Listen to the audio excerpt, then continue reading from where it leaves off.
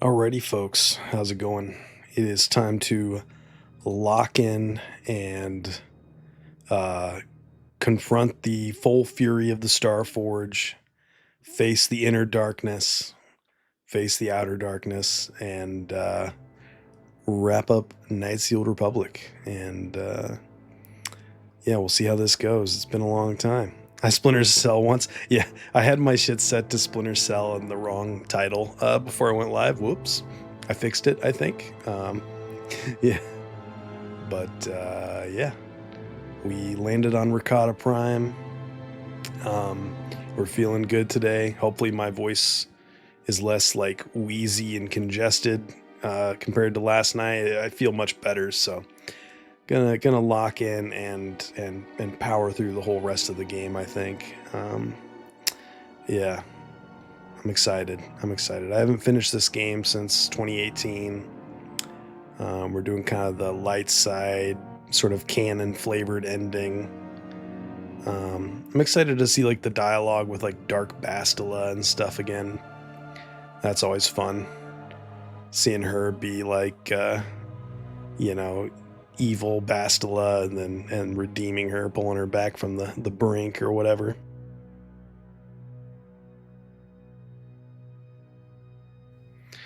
Yeah, and then Splinter Cell felt really good last night or whenever that was, so that'll probably be the next game that I really focus on for a while.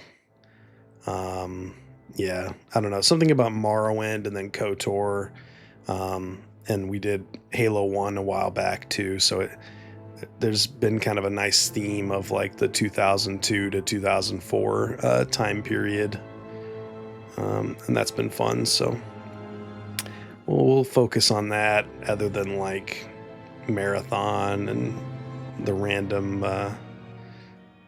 the odd Western RPG and indie game for a while, probably. Ooh, nice. Yeah. Alan Wake 2. I need to finish that. I really enjoy that game. I don't normally play like survival horror because like I'm kind of a little bitch when it comes to single player horror games. Like Alien Isolation, like I thought I was gonna give me a heart attack when I was playing that like 10 years ago. But yeah, I really enjoyed what I played of Alan Wake 2. I mean, it was very sort of Quantum Break meets Twin Peaks, which is kind of the vibe I'm after from a Remedy game. So yeah. What's the criticism? Is it spoilery? Is it a non-spoilery criticism?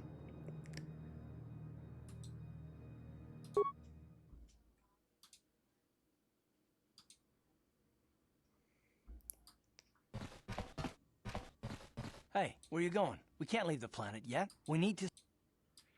Okay, we gotta go fix the hyperdrive, get the parts for the hyperdrive, and then I think we like get abducted by the Ricotta after we do that or something.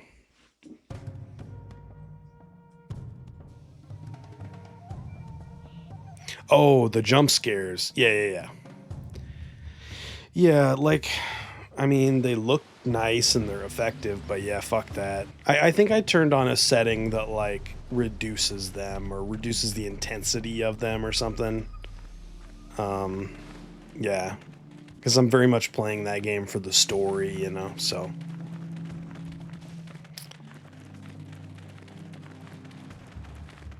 I'm not playing it to have a panic attack or whatever, so. Um, oh shit, we got a Ricotten.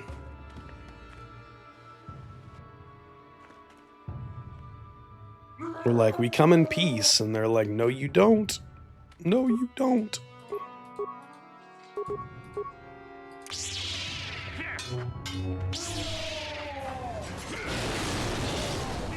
Oh, just straight up removes them. Nice.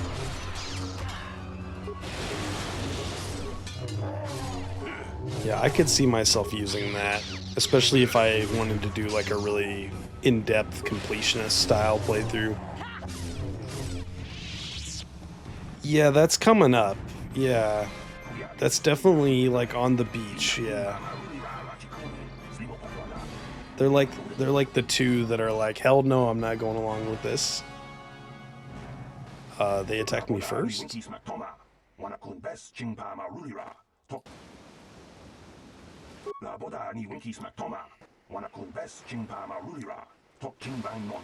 They feast upon the bodies of the dead.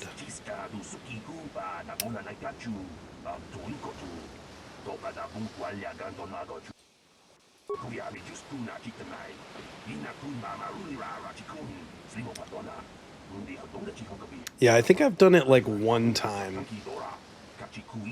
I've definitely done like one proper full dark side playthrough in this game years ago, but yeah, I don't usually play like Sith style.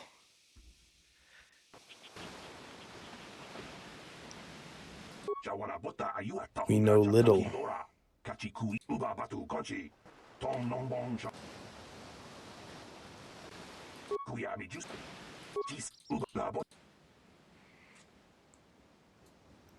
Unlimited power.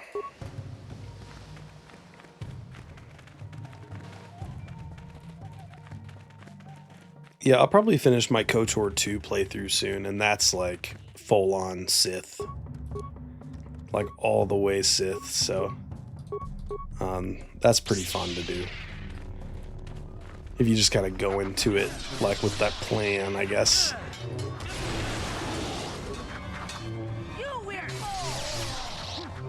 You will fall.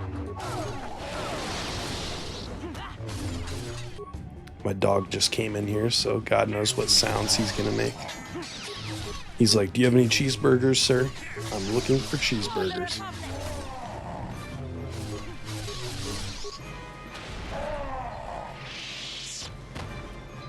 Damn. We're pretty, like, kitted out. Like, we just rolled through those guys without, like, barely taking a scratch. Cat, nice. My kids would love to have a cat, but my wife is allergic, so I don't know if that will ever happen. I guess we'll see. Okay, this is where the Rakatans actually are, or some of them. I don't know if we want to go... Maybe we go the other way first to get the hyperdrive thing.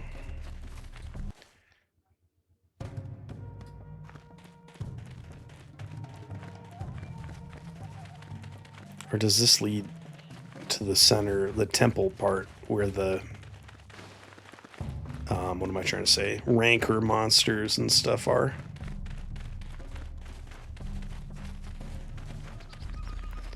Just a pretty view there. Look at that. That's an Android game. Sort of.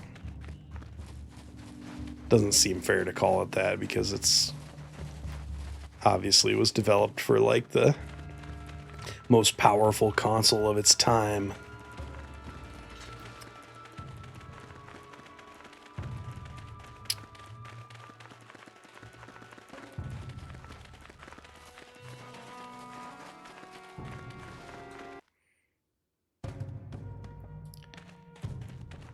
Alrighty. Yeah, I don't remember where the hyperdrive piece is. I feel like you go to the temple exterior and then into another area from there. Well, let's do this political thing first, I guess. The One. Take me to the One. And it's Keanu Reeves.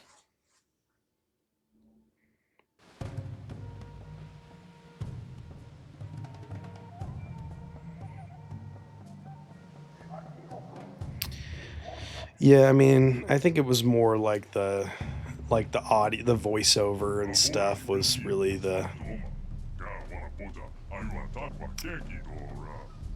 Yeah, it was running on Neverwinter tech, so I mean, yeah. So that was definitely aged at that point.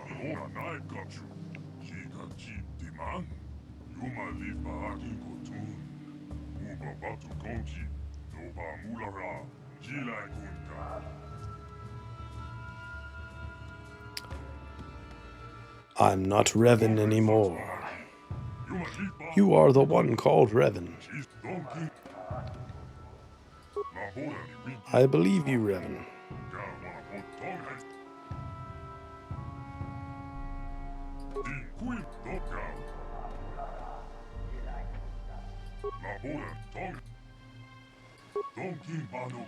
Your servant.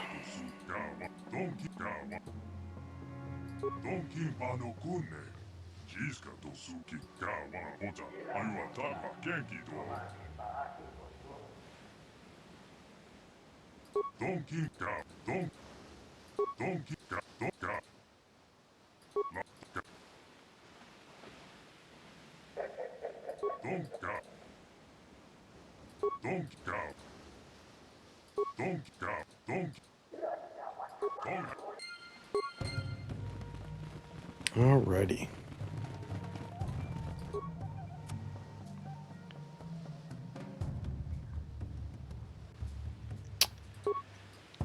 Yeah, I want to replay 2. I don't know, I might just wait for the remakes to come out, but yeah, I don't really remember 2 very well.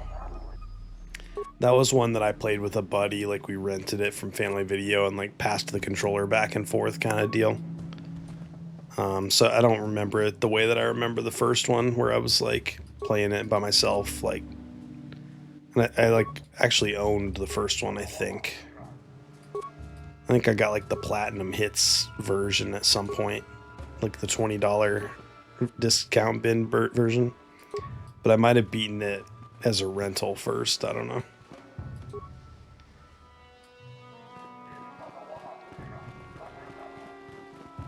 I remember it being more like movie-like, I guess. It's kind of my memory of it, but... Oh, you still think Max Payne 2 is? Nice. Yeah, I don't know. I love Quantum Break, like, a lot. And then, I mean, Max Payne 1 was awesome. I feel like Control's a little overrated, if I'm being fully honest and blunt about it. I feel like Control is really cool, but like it seems to have a bunch of the features Quantum Break had, and then like a lot of scaling back. Like the sort of minimalist, safe version of Quantum Break. Like, I think Control is beautiful. I think the story's awesome. I think that the sequel is going to be awesome. Like, especially as a story thing. But yeah, gameplay-wise, for like the sort of superhero Max Payne style of action game that they're doing there, yeah, I would take Quantum Break or Max Payne over Control any day. But I loved the story and the experience of it. So yeah, I mean, I might be the guy who's like, Control 1 was like not that special, but Control 2 is like my favorite game ever. You know, I don't know. We'll see.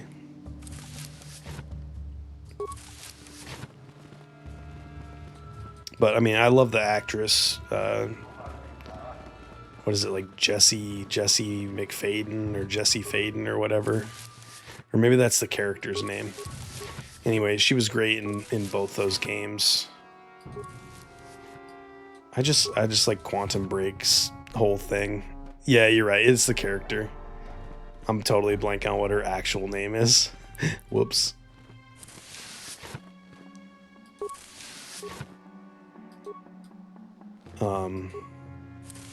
Yeah, I don't know. Like the years keep, rolling by, and Quantum Break is kind of held its place as this sort of like weird Xbox first party experiment. But like, I don't know, when it came out, I was like, people are gonna call this like a cult classic one day and say how great it always was. But we'll see, I guess. Hard to predict that stuff, but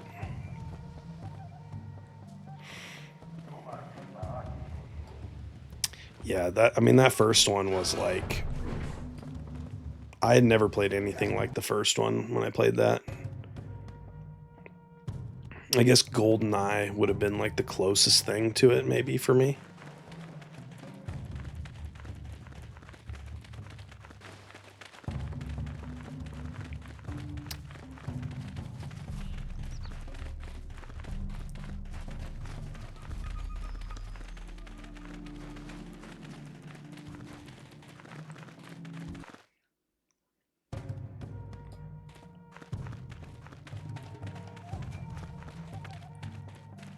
I don't know. I can't remember much about the story of the sequel, if I'm being honest, but I remember seeing the movie at the theater, like, if not opening night, then like opening weekend, and loving the story of the first game. But yeah, me and my buddy definitely enjoyed the sequel on as a rental. So, and I'm pretty sure we beat it, but it's like, I couldn't tell you much about the ending. I feel like the ending was in like a clock tower or something like that. But those don't really run, do they? Without like mods? Or like if you get the Steam version, they're like, yeah.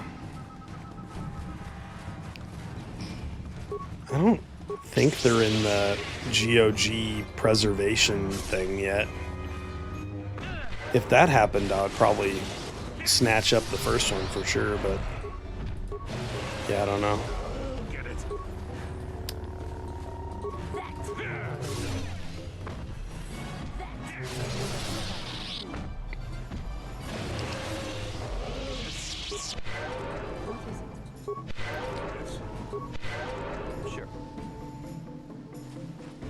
I never finished the game Dead to Rights, but I remember enjoying that one quite a bit too. That was sort of like the positioned as like the other Max Payne type game on the Xbox.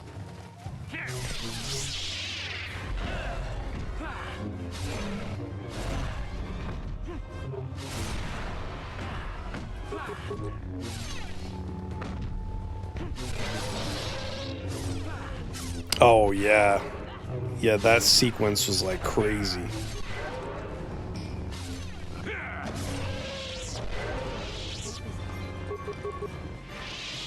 That was definitely dark stuff for like a, you know, video game at the time.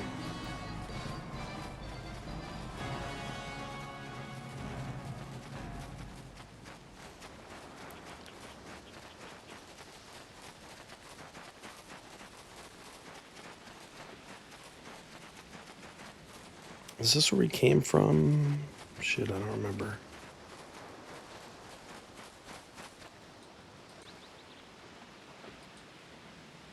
I think that's where he came from.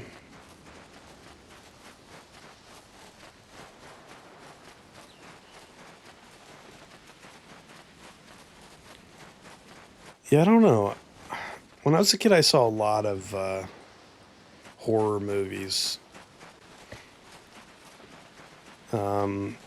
So I feel like something like Demon Knight or Pet Cemetery or Return of the Living Dead 3, something like that probably would have been what I had seen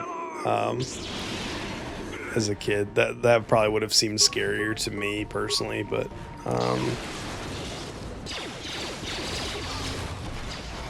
I remember my dad showed me Creature from the Black Lagoon when I was like, I don't know, 6 or whatever.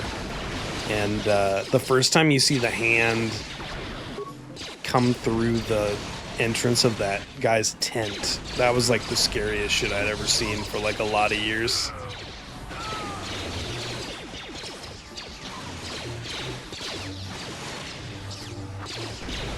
Yeah, I remember seeing Arachnophobia on TV when I was a kid.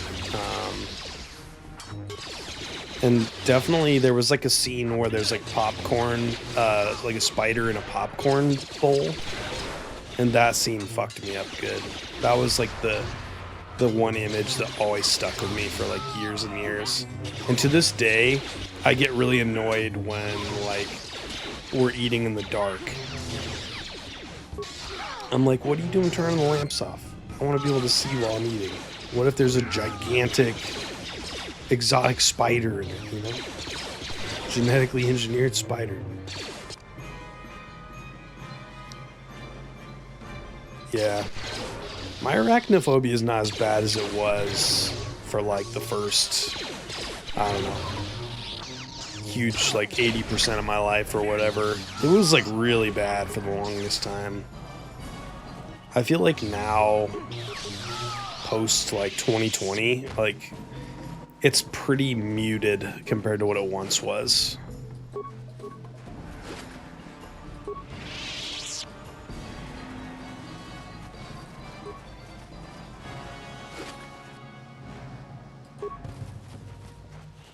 But I mean, I think you probably always have it unless you like do some kind of crazy exposure therapy type thing. But yeah, I don't know. It's definitely not as bad as it used to be once upon a time.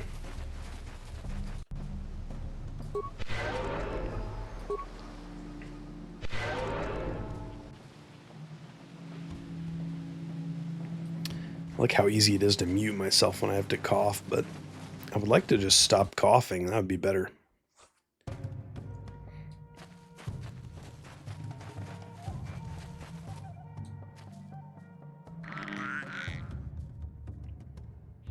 I'm starting to get used to this monitor, and now I really like it. At first, it was like really shocking to not have it be curved anymore. Like the ultra wide to 16:9 thing wasn't really the big deal. It was like going from curved to flat again. It's like, oh shit. Okay, I guess that's all I needed for my ship, probably. But now I gotta go find the other Rakatans. I don't know where I need to go exactly.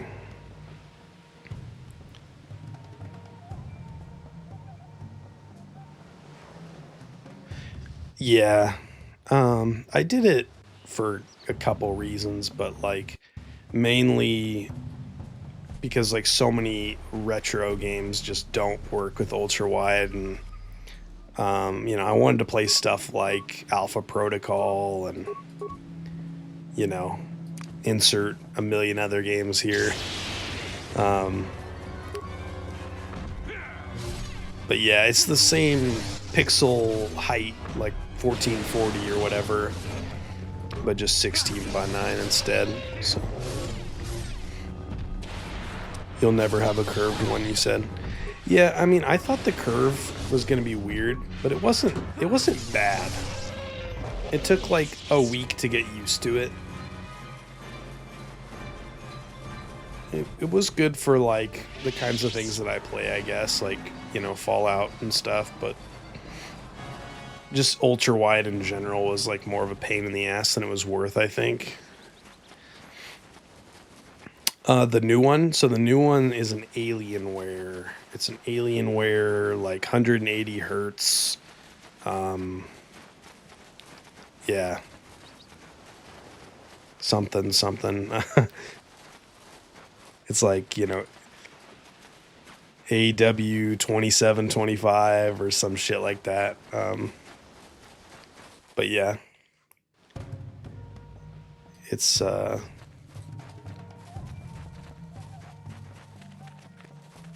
guess like LED probably.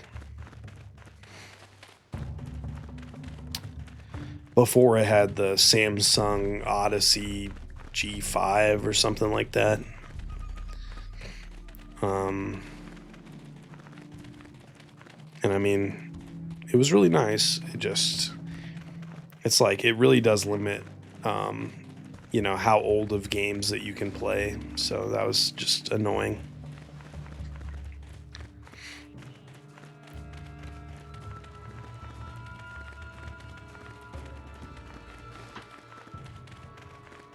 And pretty much no one streams in ultra wide. So like, and there was even like times where when I was streaming Morrowind, where like you know, random people would pop into the stream and be like, I can't see all of your inventory UI. It's like, I know I have an ultra wide monitor. Like, it's not my fault, that kind of thing. So I just figure it would cure a lot of headaches to just have a 16x9.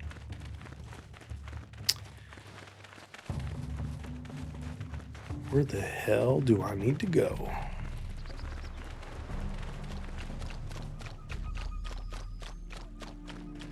I need to do the thing for these guys because I need them to open the temple for me, right? I can't get into the temple till I do whatever the Rakatans tell me to do.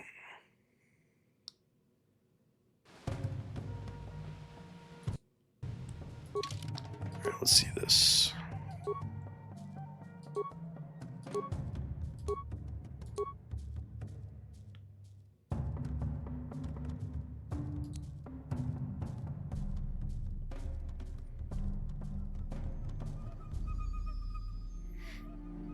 Yeah, this has HDR capability, but like, I don't know if you can stream in HDR really. So it's one of those things that I probably won't use that much, at least for now. I don't know. But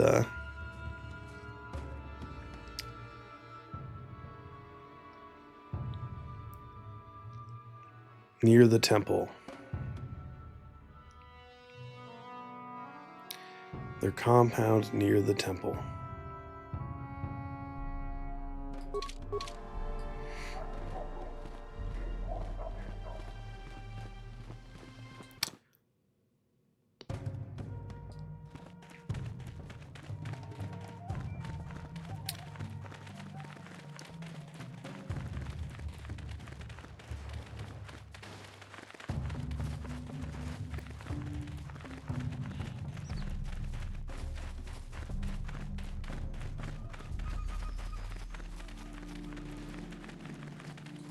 Alright, I'm missing some, like, passageway, I guess.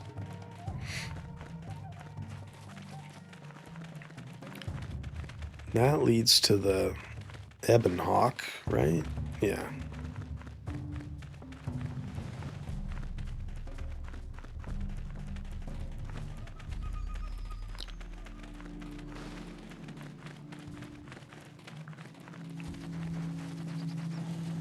Temple exterior.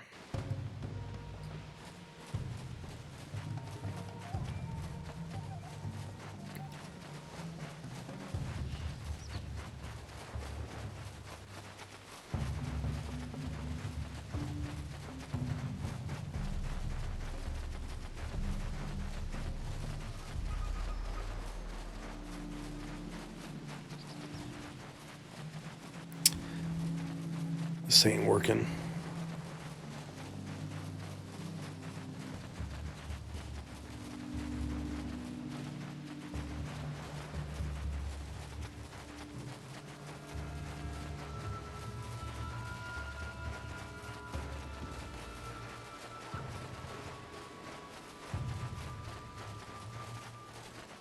Did I go over here?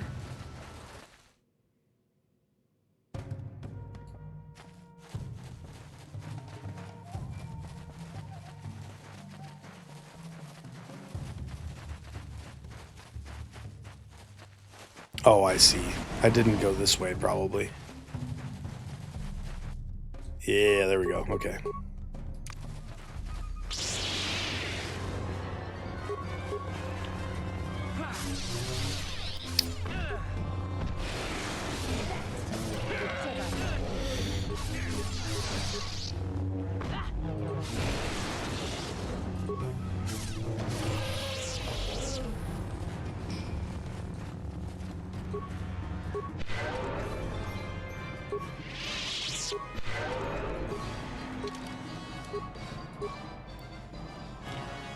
Constitution.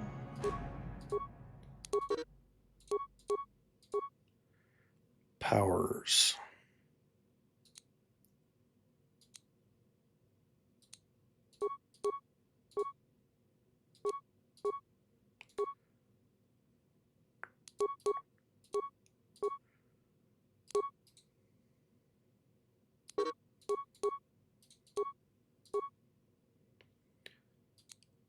Force shield?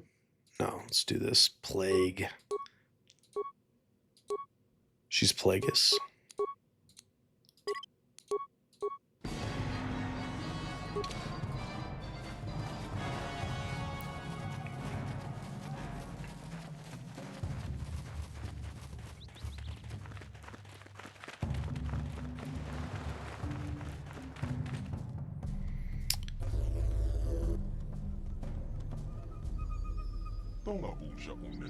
You are not Rakata?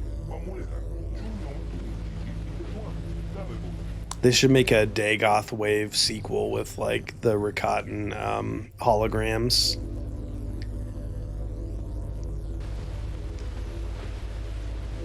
He looks like the Dagother music video. I don't know. You are a spy and must be killed. Okay. Don't do that. Don't do that. Holy shit.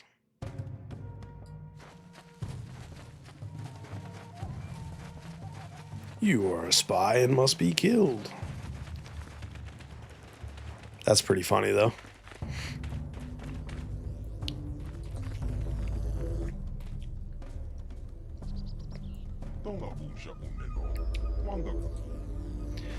I seek the Star Forge.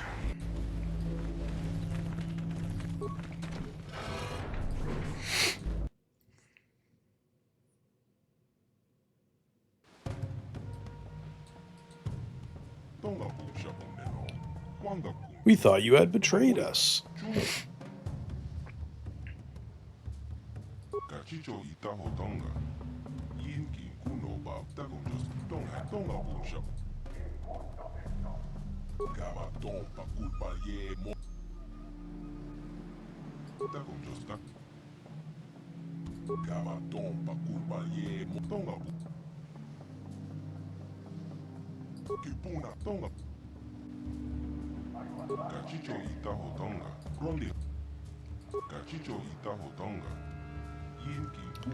One of the scouts is alive. You must prove you have truly changed.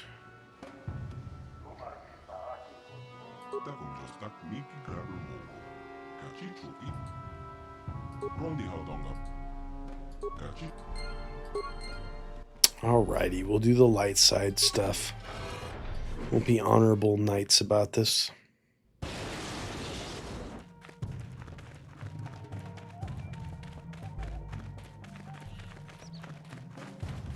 Hope I don't have to fight these Rancor again. Yep, I do. Shit.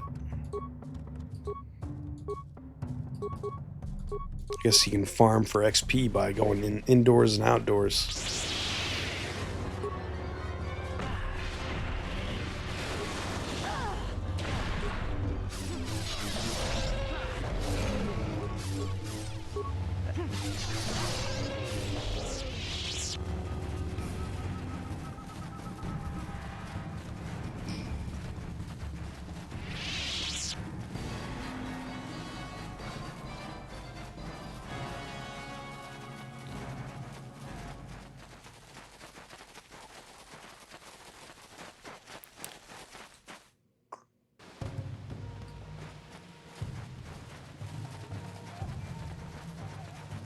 Alrighty, a scout, and he's probably in the cages where the, yeah, all the rancors are like locked up and stuff. The lever doesn't work, so.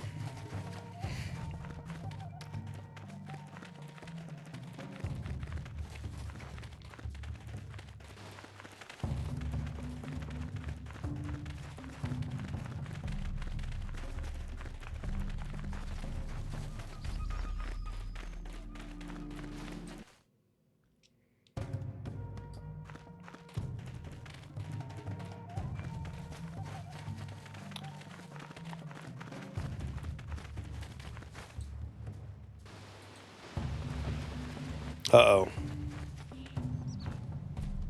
You're not gonna be happy with me. Yeah, thought so.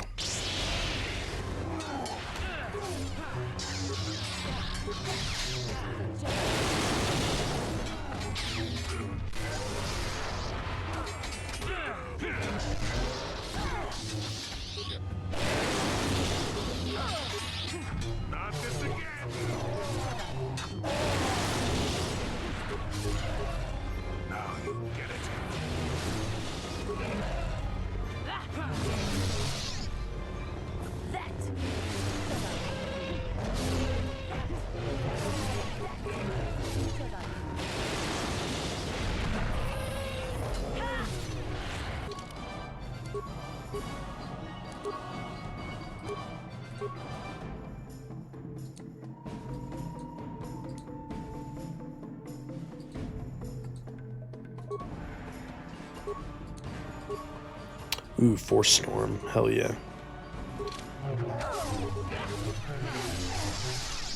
Let's see what you got.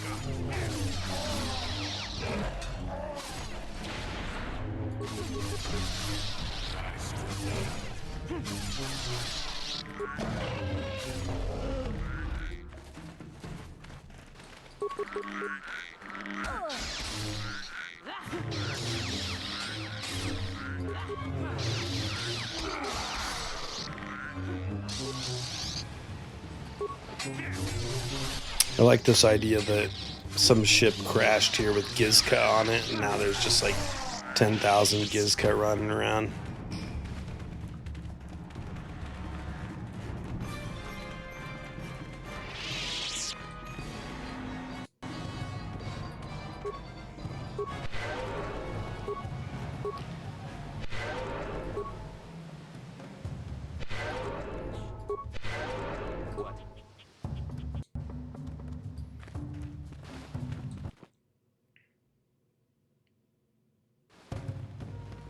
Yeah. Let's see.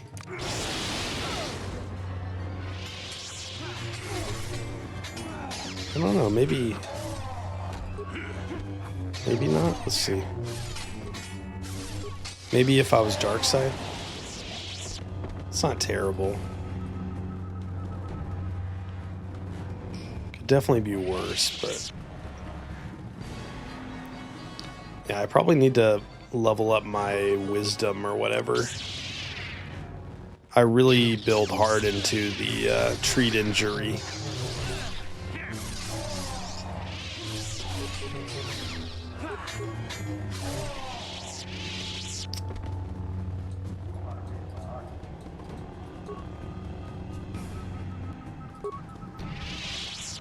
Alrighty, let's free the prisoner.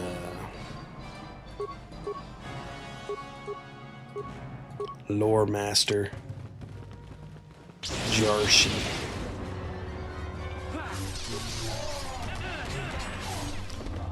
I love that name, Lore Master Jarshi. That's a good one.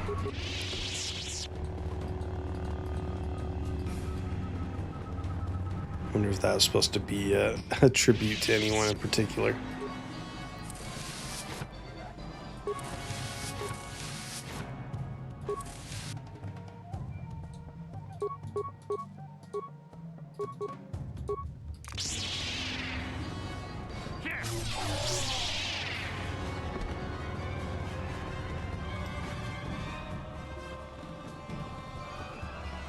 I'm gonna go back around. Yeah.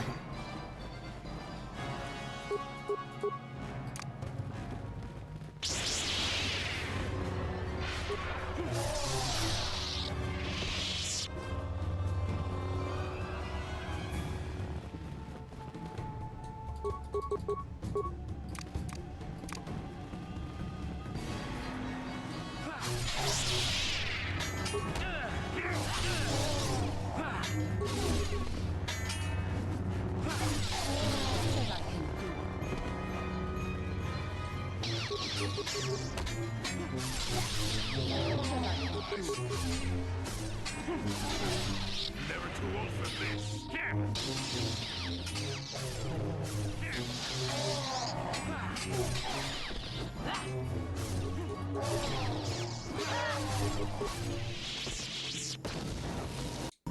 What, the Force Storm? Yeah, it's really good.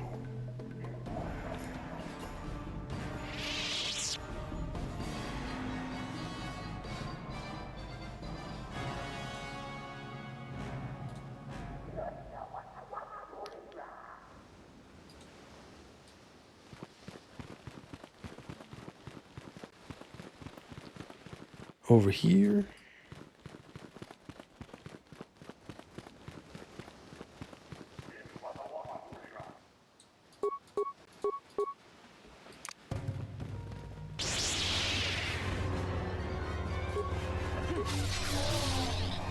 see what you got.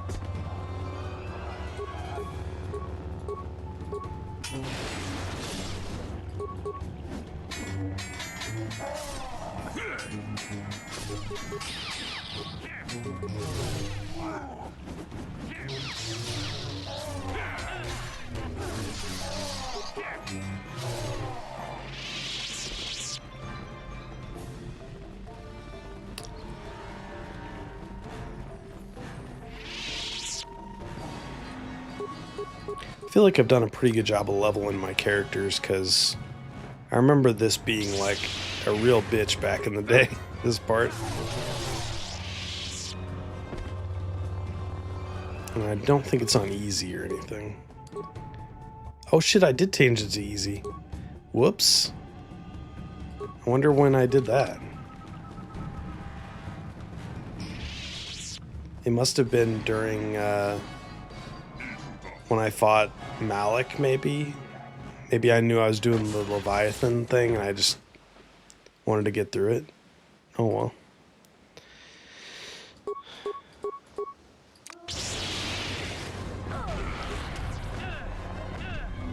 We'll see. We'll see how it goes on normal. Let's see what you Oh shit, yeah, I might just play this shit on easy.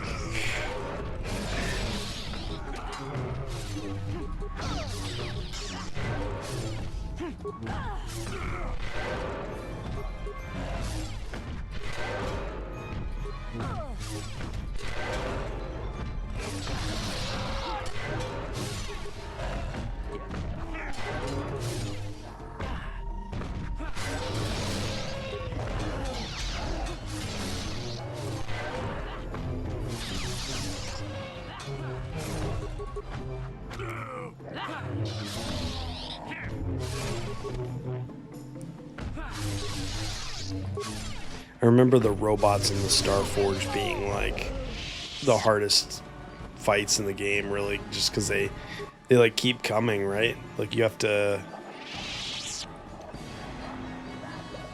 Yeah, I wonder if it did it on its own. Yeah, because I swear it was on normal. That's so weird.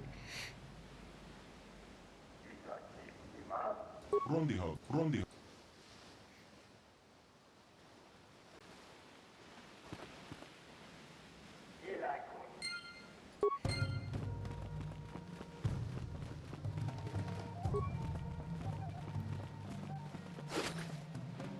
I mean, I don't think there's anything particularly wrong with playing on easy. I mean, like when I was a kid and stuff, I'm sure I played on easy like most of the time because it was just, I was just trying to have fun, you know.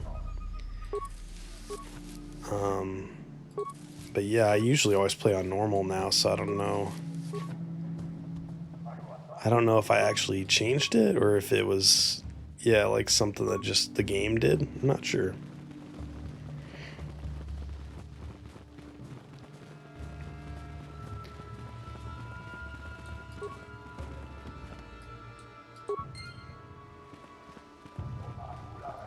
When it's like an RPG I've never played before, usually I will play on easy the first go through just because I care like purely about the story, you know?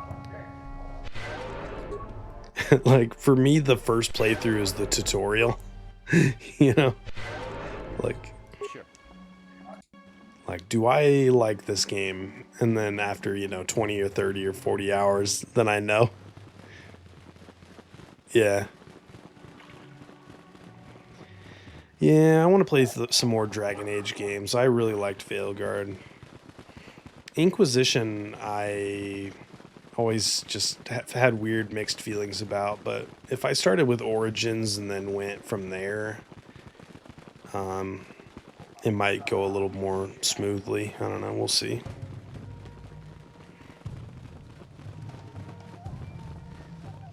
Yeah, Origins was like the baby of James Olin, who was like lead designer on this game. So I'm sure that I would love it.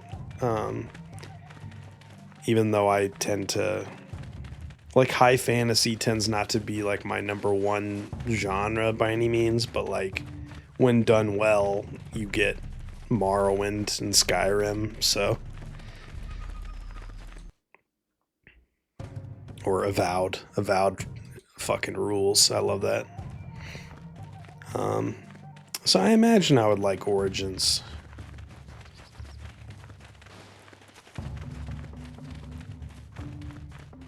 I feel like a lot of the internet was like, just start with Inquisition, kind of when I was first curious about the series. And like when I was playing Destiny and stuff. But yeah, I don't know. Inquisition just felt like a weird place to start. I don't know. Oh yeah, the first one's supposed to be more like horror tinged, isn't it? Like I guess Veilguard kind of gets back to that.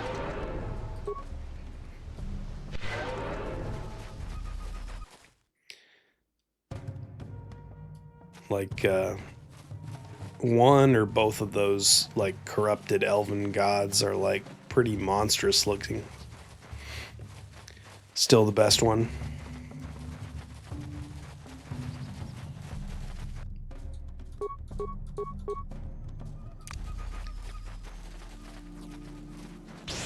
Yeah, it was weird. Like, there was a time where Inquisition was like really in the mainstream, kind of like Baldur's Gate 3 is now. And I was just like, damn, I wish I could get into this more. But with Veilguard, I did, so I'm sure that there's plenty of stuff that I would like in the series as a whole. I should probably watch that animated series. I feel like that might help me get into Dragon Age as an IP a little bit more too. I think the animated series was on, what, like Prime or something, or Netflix? Assuming it's still even like watchable somewhere.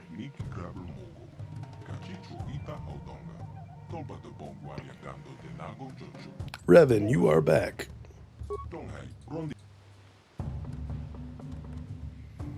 Revan, you are back. You are the prodigal knight.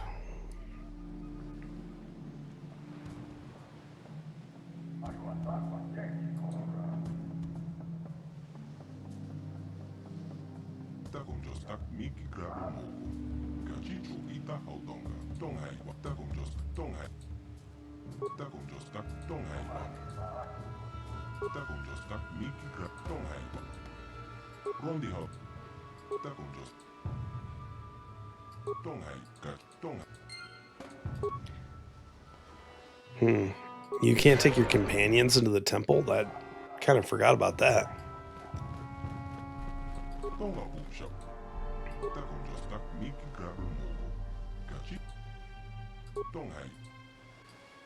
Go to the temple now.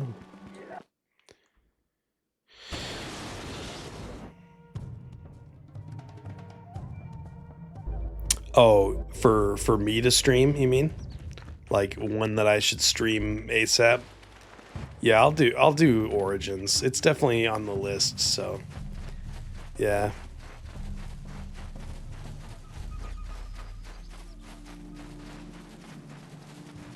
Yeah, like I think I want to do Splinter Cell pretty immediately, and then possibly GTA Vice City, just because I don't know. I feel like I'm reliving my 12-year-old youth with Morrowind and KOTOR and stuff, so might as well throw in Vice City while I'm at it, and then after that, maybe Origins would be a good one.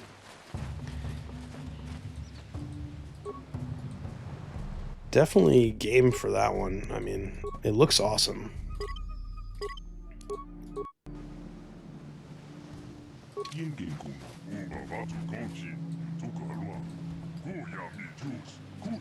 I pretty much trust your taste. Like, we have pretty, like, where we've played the same games, our tastes overlap pretty well. Like, Obsidian games and Red Dead and Cyberpunk even.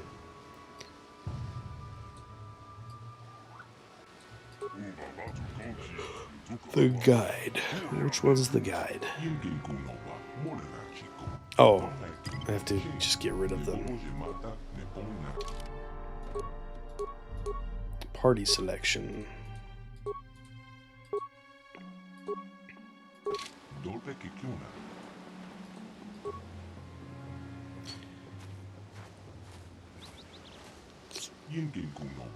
Yeah, 4 is the one I need to play. Well, I need to finish San Andreas. I've never actually finished San Andreas. I've played like many hours. 4 I really haven't played.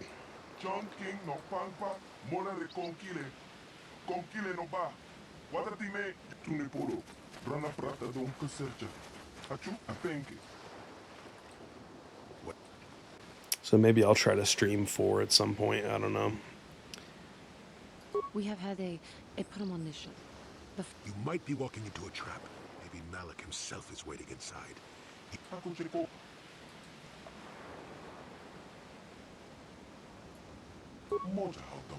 don't know what he said, but except the Republic fleet is out. Why do I...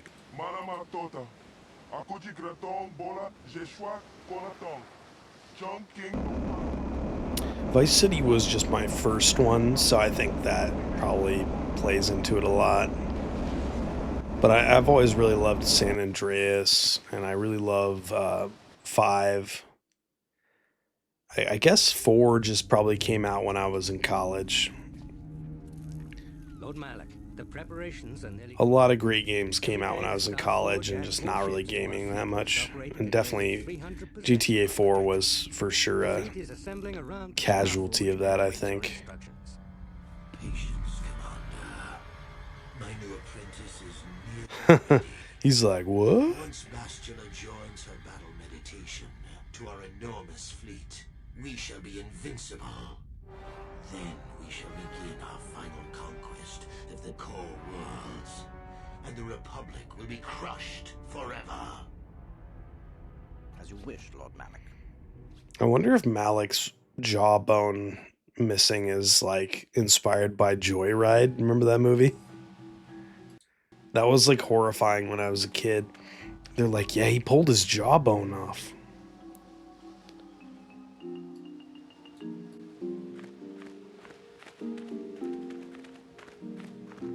Yeah, I really like the characters and everything in San Andreas. Like, it's very, I don't know. Like, a lot of people have nitpicks with like some of the like homophobic stuff and whatnot that hasn't aged well, and like, sure. But like, I don't know, it's just such a like joyful, colorful game overall. I like that, you know, they put bicycles in the game and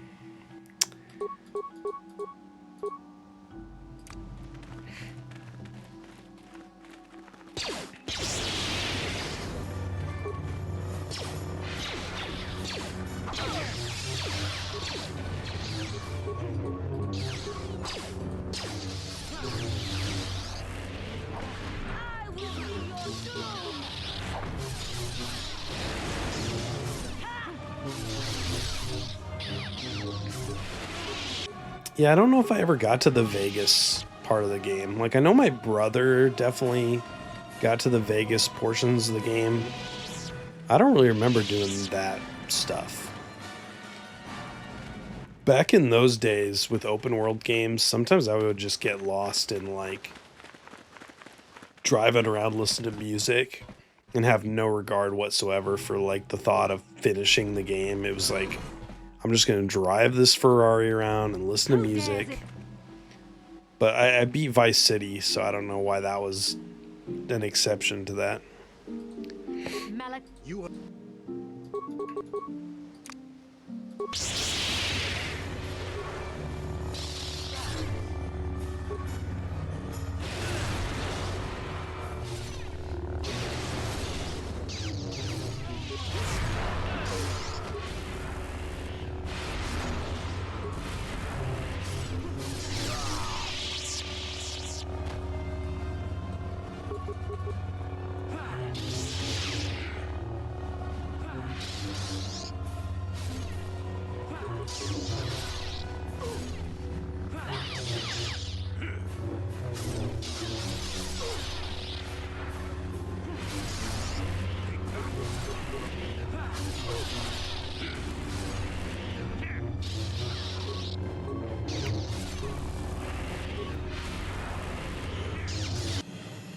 Yeah, that and Vice City both were like very Scarface.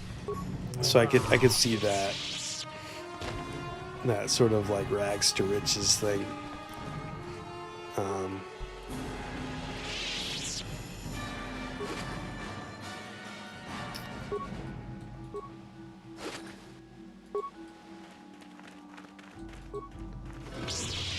I remember I played a lot of 3, but I never finished that one either. I played that one like I played San Andreas, just driving around and listening to music.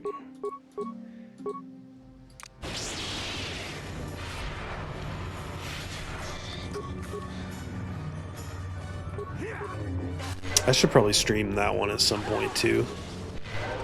In theory, I mean, my list of games I want to stream is like 100 games long at this point, but like literally 100 games long. But yeah, GTA 3 would be a good one, and GTA 4 would be a good one. Those are pretty big gaps in my Rockstar. God, that's a weird sound effect.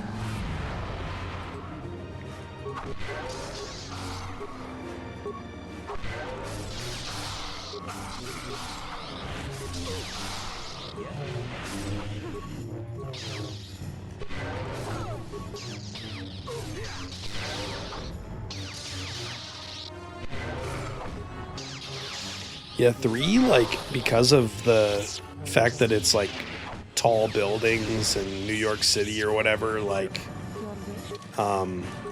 it feels so huge.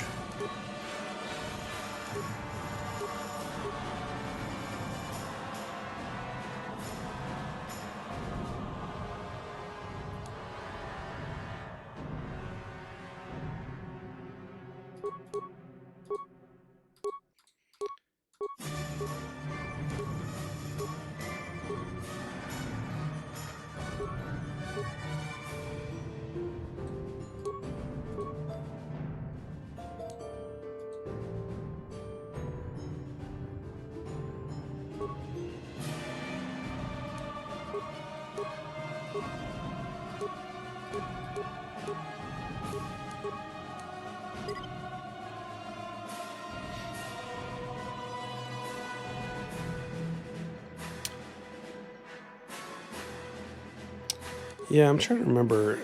I think like Morrowind was probably my first open world game, and then Vice City and GTA 3 probably after that.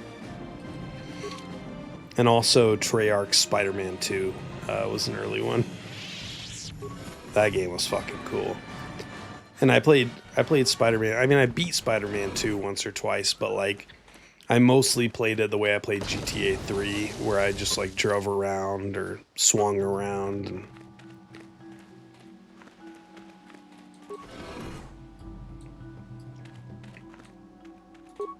No problem.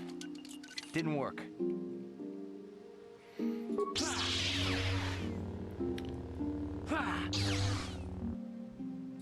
also Midnight Club 2. That was another game where like I would just fire it up and just like explore the open worlds and just enjoy the driving mechanics and the music.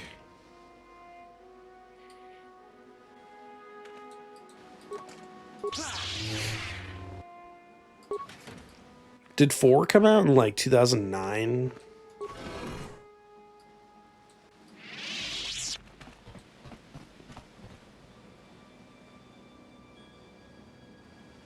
Amazing.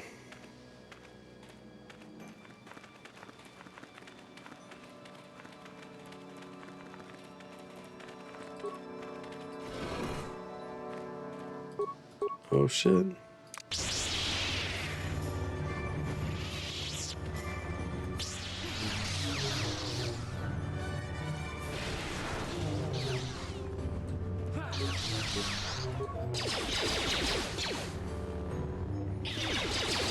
Two 2008.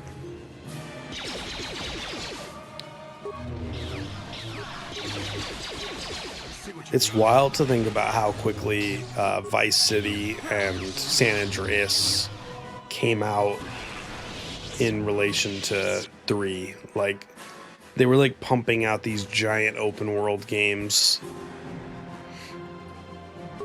Pretty insane.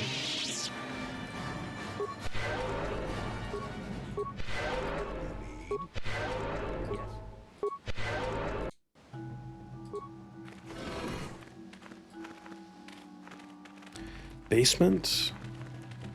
I feel like we go to the basement and then upstairs.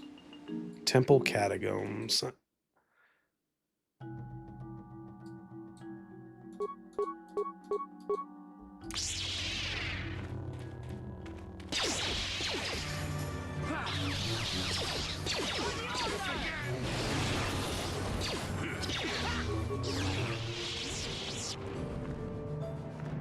Oh, we fight Bastila twice, don't we? I think I just remembered that. Because you fight her on top of this temple, and that's like a big shocking moment. And then later she's on the Starforge also.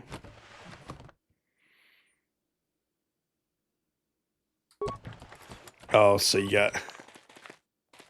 It's like, nope, you're going.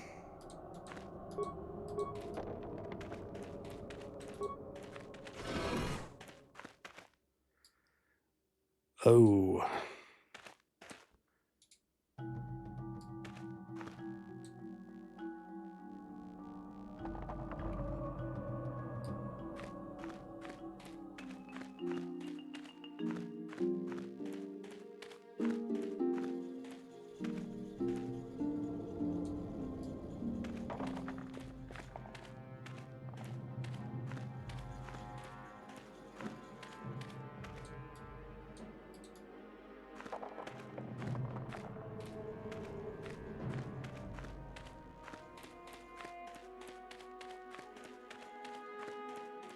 I don't remember this fucking puzzle at all.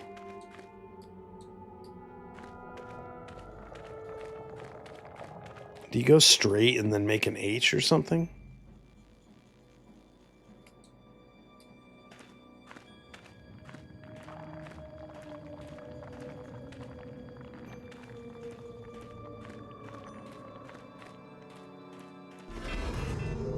You do go straight and make an H. I did remember that. Holy shit.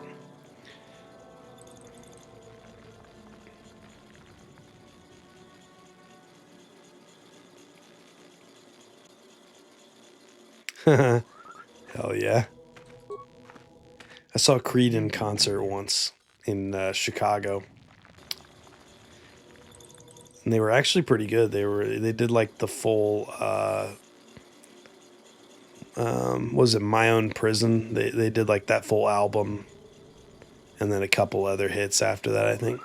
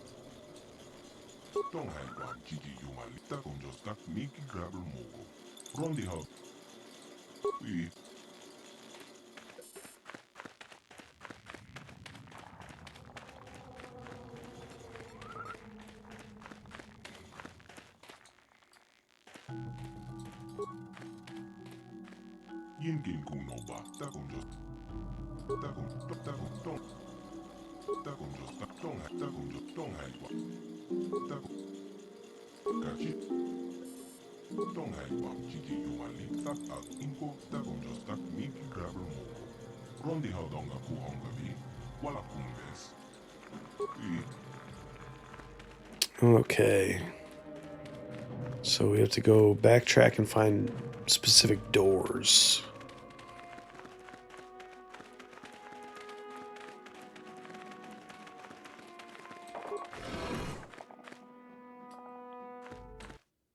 Temple interior.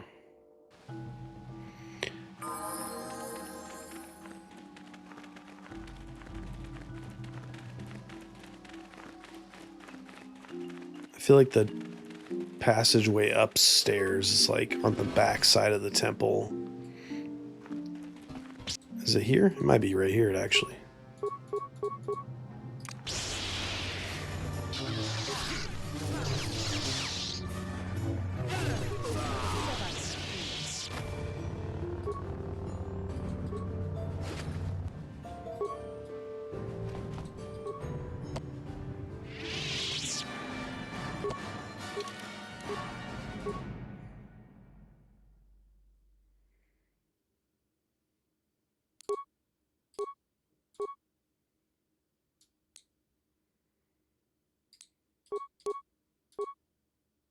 See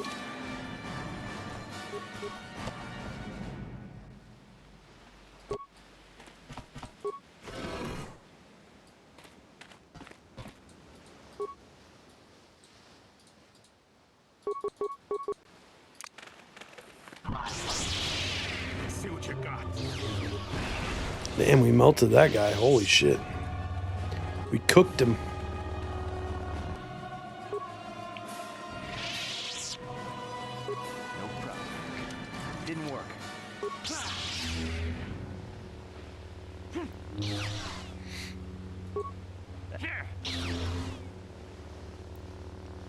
Not yet. Definitely want to. Like, I want to at least play like 4, if nothing else.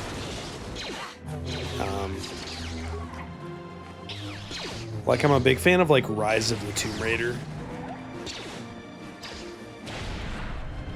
Oh, the Nathan Drake collection is only on console. That does suck.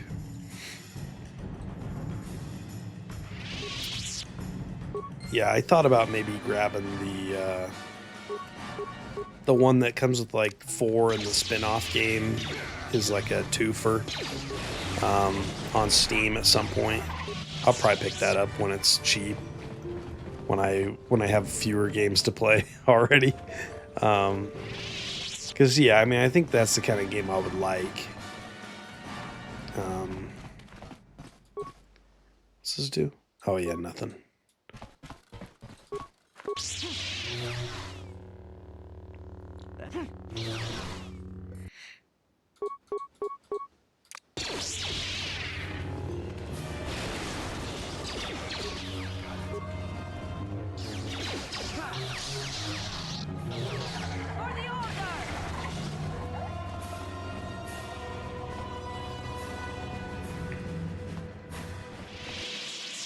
Temple door. It's the Acolyte. Lucasfilm's The Acolyte. Disney's The Acolyte. I really enjoyed that show. I thought they should have stood by it. Like, I don't think it's my #1 Star Wars TV show by any means, but like, once you reveal Plagueis, like, okay, you should be at least committed to 3 seasons or something. Oh, hey, thanks, man. How are you doing? Dan the man, how are you doing? Yeah, I did get a new camera and a new mic. I've been tinkering for sure. I like every time I get done streaming, I like try to tinker just a little bit. I tried to like sync up the audio and the camera better today before I went live. So yeah, I appreciate you noticing. I definitely have put a lot of time and effort into it, and a little bit of money too. Yeah, the camera before was like definitely a cheapie, so I just wanted something that was like noticeably better without getting like a chilling like a villain. Yeah, I mean, it's been fun. It's definitely been fun. Have you been playing Baby Trading Simulator too? I mean, I only played like a half hour of it so far, but weren't you the one I saw a post about that?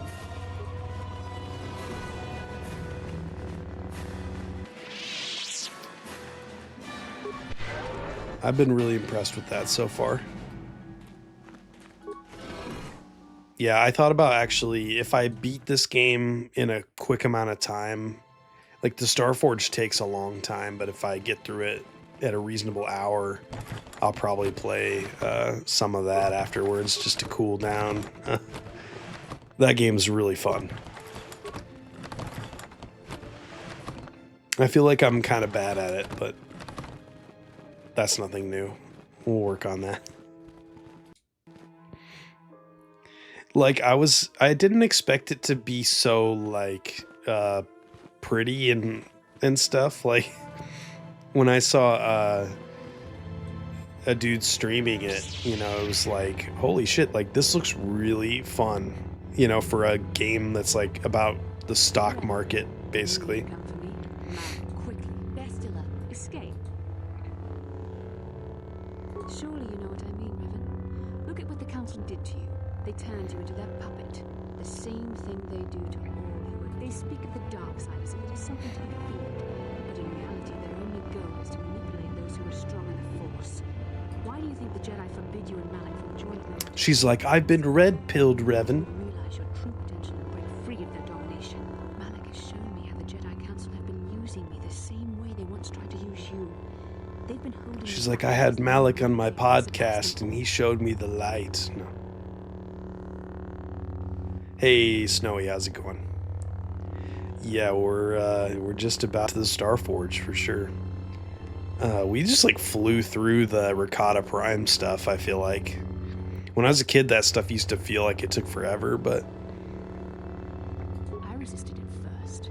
I endured the Sith torments with the passionless serenity of a true Jedi. the passionless serenity. But after a week of endless tortures, I finally saw the truth. Malak forced me to acknowledge my anger and pain. He showed me the liberating power of these emotions. Then he made me see how the Jedi Council has denied me what is mine by Yeah, just all the different things that can happen to the simulated baby are just hilarious. Like, They were jealous of my power, of what I could become. They and were like jealous of they'll my do something that's like good, code but and it's obey their every quote command. unquote bad and But all for their while they like exploit lifespan. battle meditation for their own use. That's funny shit. Like altruism gets you killed. And sometimes it's like unpredictable, like whether a thing is good or bad. It's just funny. Lies. You used her pity with the power of Her theme music is really good.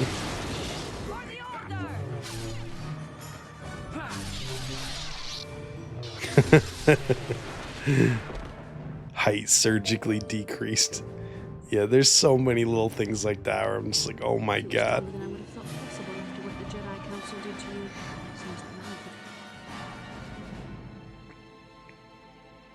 would- You can deny what you are, Revan, but you're only fooling yourself. You can deny what you are. I've seen the shadows inside your mind, remember? I was there when you nearly died in the trap set by the Jedi Council. I used the Force to preserve your life, Revan. We are forever linked by my actions on that bridge. Oh yeah, I saw that they're like adding 2/3 more like scenarios or whatever. These are not your true feelings, Revan. You're speaking as a tool of the Jedi Council, as I once did. She's like, wake up, The sheeple. Jedi used us both. The Council tried to exploit the bond between us. They hoped I would draw out your memories to lead them to the Star Forge.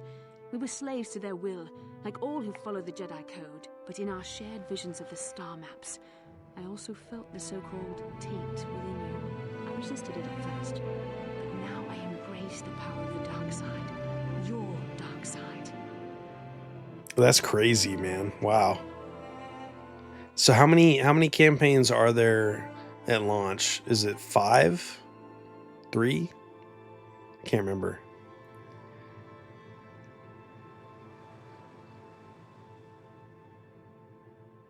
Mistakes?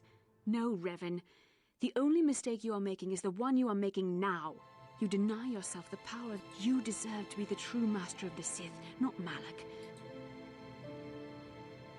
Your mind was too badly damaged to ever fully restore your 5. memories, Revan. Okay. But your power, your strength of will, the essence of who and what you are, these things still remain. Once, long ago, you defied the Jedi Council, freeing yourself from their control. You claimed your rightful title of Dark Lord of the Sith. Together we can Bestila, it is not too late for you to be saved. The teachings of the Jedi can lead you from the dark side back into the light and the true understanding of the Force. You are Juhani would know. Juhani. When you felt the power of the dark side, you fled to a cave like some cowering animal. You know nothing of the Force or its true potential. To a cave? You, Revan, the power It was a of the grove. dark side is yours to command. You can use it to destroy Malak, With my help, you could rule over the entire galaxy. I wonder if originally she was like in the Crystal Cave and they moved her or something.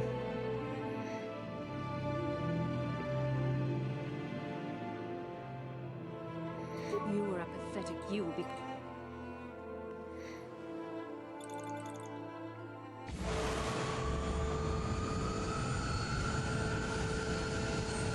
It's a cool ship design.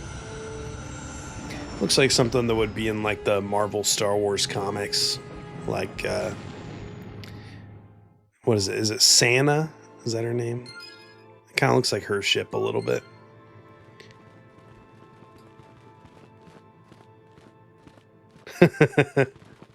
It's not a cave, man. It's a grove, baby. Dude, we need a new season of that show so bad.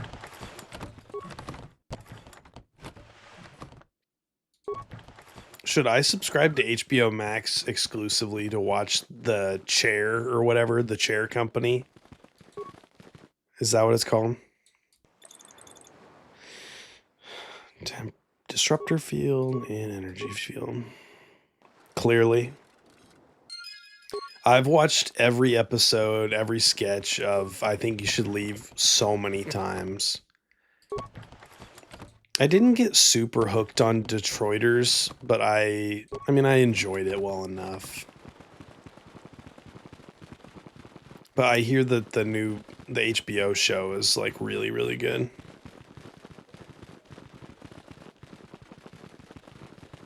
Did I loot these? I'm like pretty positive I did. He is definitely a funny dude. I need to watch the movie he did with Paul Rudd too. What's that called? Like Best Friends? Or just Friends? Friendship? I don't know. I need to watch that too. So now we just go back to the Ebon Hawk.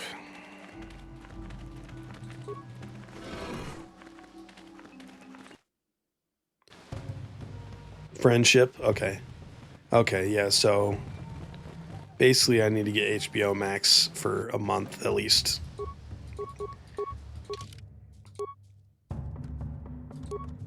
I hate to give, what's his name, Zaslav money, but sometimes you just gotta.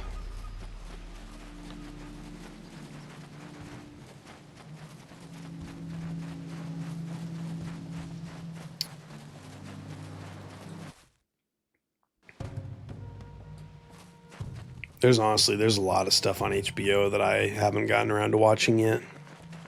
I had Apple for a little while, and I watched, like, The Studio and Pluribus and all that stuff, and The Studio was phenomenal.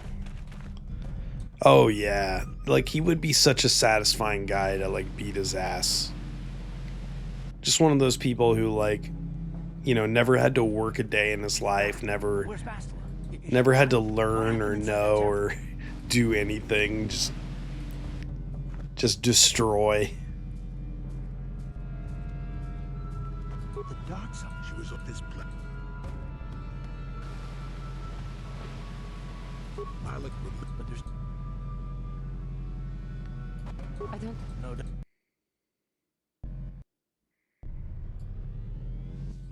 Alrighty, go to the hyperdrive.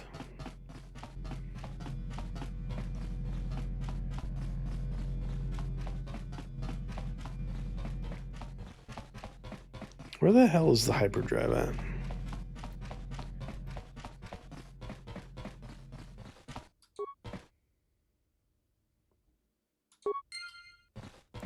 Alrighty.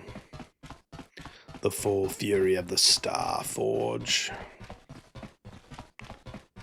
Alrighty, probably a good spot to do a hard save.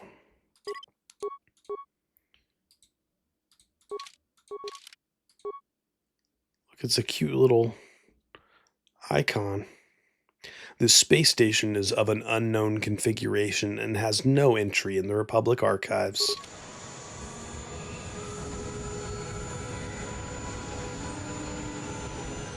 Yeah, in this game, it just kind of looks like a Keurig machine or something. I think they gave the Millennium Falcon one a Republic fleet fresh look in Solo, maybe. I think you see the Millennium Falcon one in Solo. Maybe. Admiral Dodonna, this is Carthonasi. We're receiving your transmission. But yeah, in this game it just looks like a freaking, I don't know,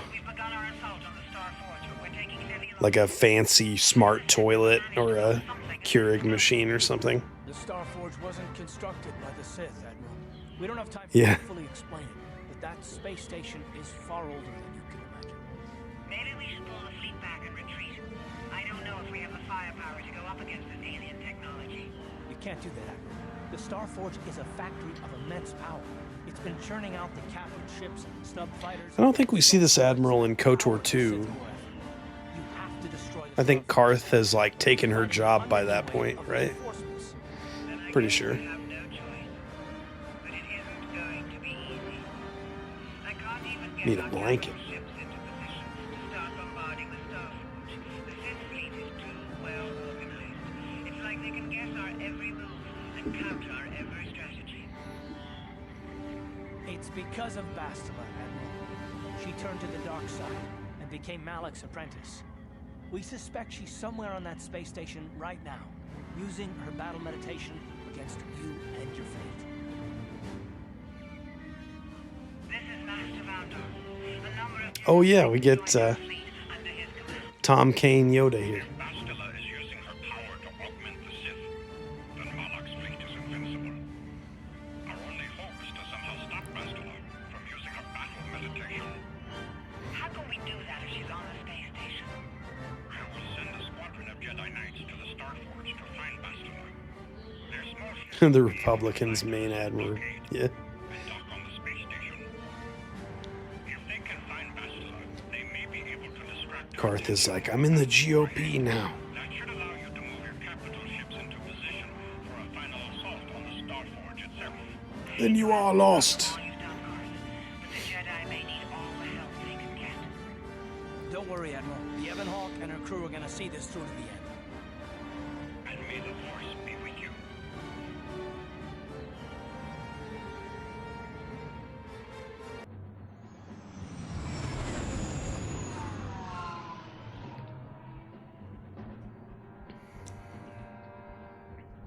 Yeah, it's so funny how like George put Yaddle in Phantom Menace. He's like, we're not even gonna acknowledge her. We're not gonna do anything with her. And then in Attack of the Clones, she's gonna be totally MIA, and nobody's gonna mention it. Like Yaddle is like such a funny little enigma. And then they had Bryce Dallas Howard play her in the cartoon. Funny shit.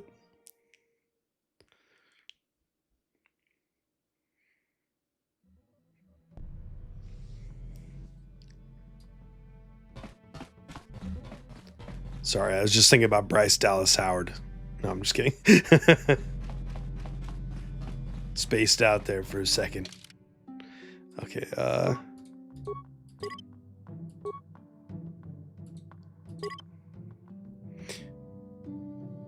like, never in the whole series is his race ever mentioned. Yeah, for sure.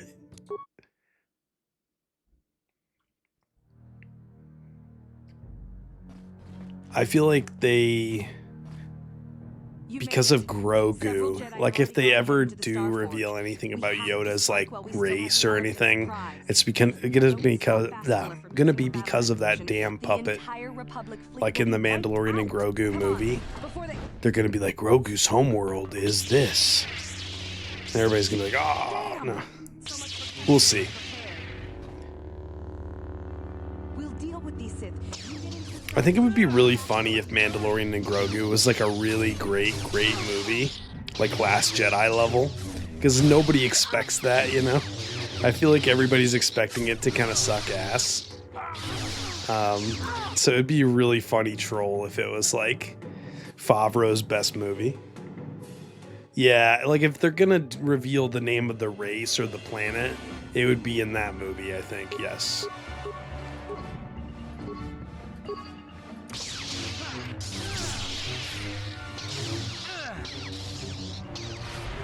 I think, didn't Filoni write that movie? Or I can't remember if Favreau is the writer, like credited writer, or if Filoni is.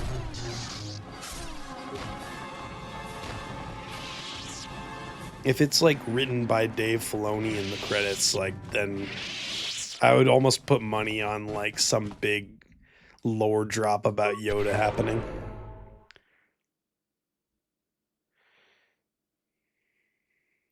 Yeah, like I feel like even starting with the title, like that's the most like unattractive, unappealing title. Like the most SEO brained, way too many syllables. Like, but I would love for it to be like a great movie. That would be nice.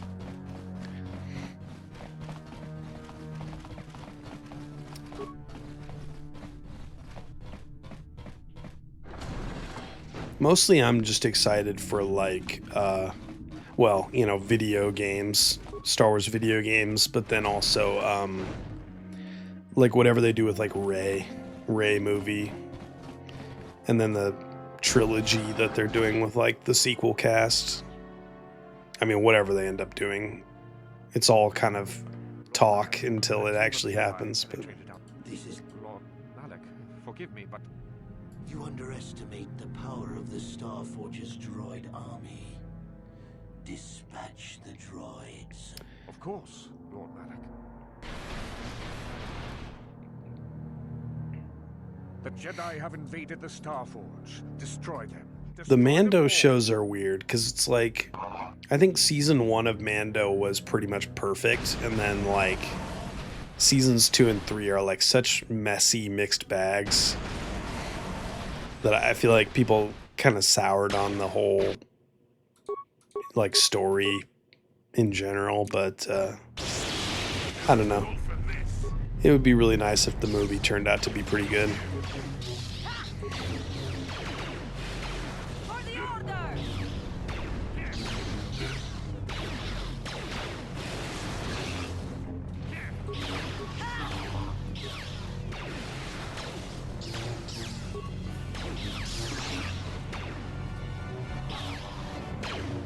I think Star Wars could probably learn a lot from the Alien, Predator, well, especially Predator, the Predator franchise right now with like Prey and Badlands. Like I haven't seen Badlands yet, but like how Prey is just like a standalone movie. But like basically, you know, you wouldn't know it was part of some big franchise or whatever. Like it's just a good movie. Like, just do that. Like, make a good movie that happens to be in the Star Wars universe. You know, like Andor, but a movie. And then, boom.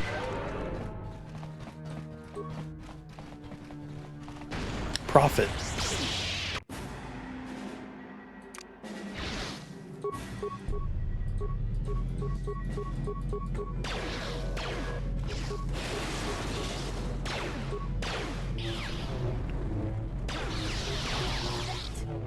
Jedi can...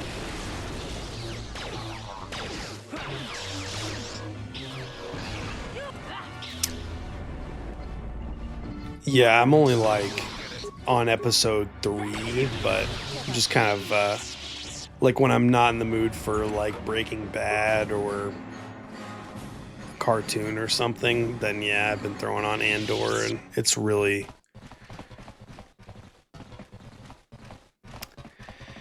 Yeah, it's, I don't know, it's so hard to pick favorites right now because like there has been honestly like so much good stuff in the last like few years. But yeah, I would say Andor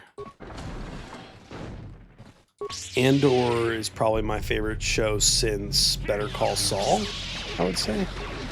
But that doesn't feel like that long ago to me, I guess. I don't know. But yeah, there's been like a lot of good stuff. I really like the animated DC shit, like My Adventures with Superman and Harley Quinn. Like, those are fucking amazing shows.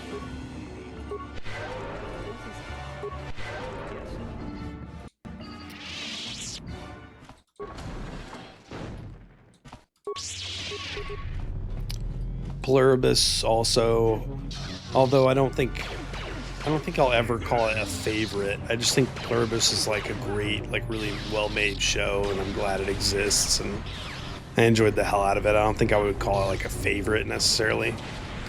I just think we need more shows like it, you know? Studio, I enjoyed a lot.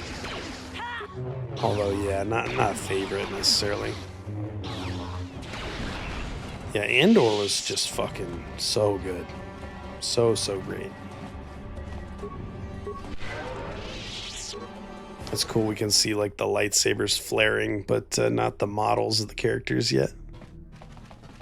There they go. Popping in like popcorn. I always liked that overhead shot there. Yeah, it's weird that Andor Season 2 was in 2025. That feels like so long ago already to me.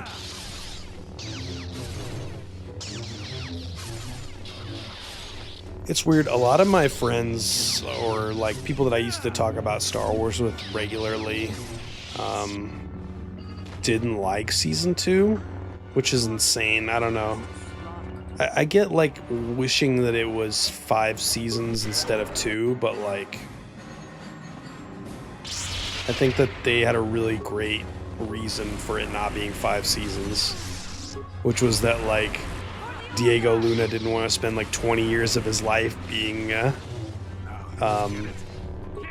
Cassian Andor, you know, like, because he's playing like a 25-year-old or 30-year-old man in Rogue One, I think, and then, you know, if you did 5 seasons of Andor, like, yeah, he'd be like an old guy by the end of the filming. So like I totally get why they changed their minds about that. And also the show definitely would have been canceled prematurely with the way things have been going and with Disney and, you know, the streaming, I don't know if you want to call it the streaming bubble, but just the way streaming is now, they just cancel things all the time. So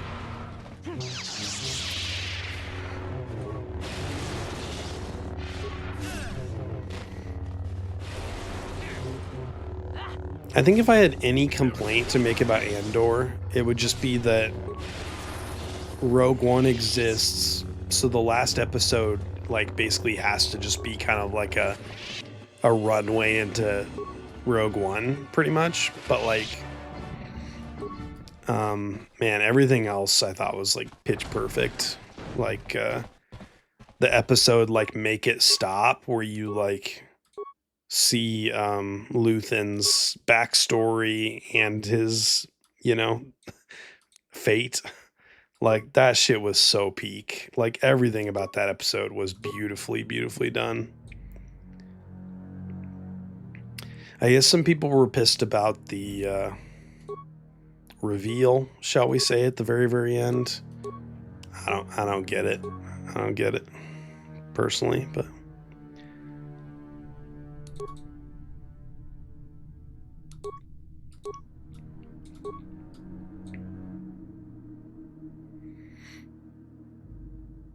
yeah, Make It Stop was phenomenal. I thought Elizabeth, whatever her last name is, I thought she should have won an Emmy for that episode. That was just phenomenal. Everything about it was perfect. Yeah, good stuff.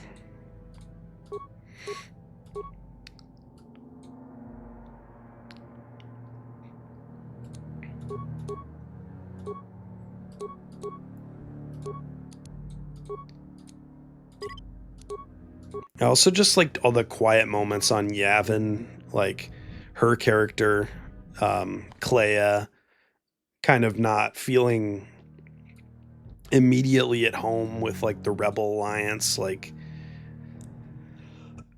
and like Vel sort of comforting her and all that stuff. Like that stuff was just so well done.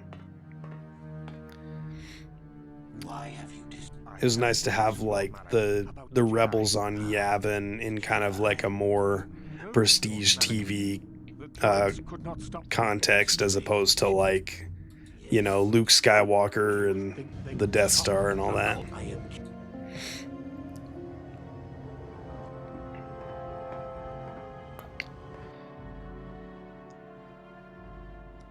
I even liked the Force priestess or whatever she was, or Force healer.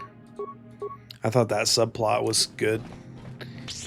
Like acknowledging that like this is a guy whose destiny is kind of important, even though he's not like a Jedi and doesn't like believe in this stuff. Like it doesn't change the fact that he's like of sort of like biblical importance to the saga. I don't know. I loved that. I thought that was really cool.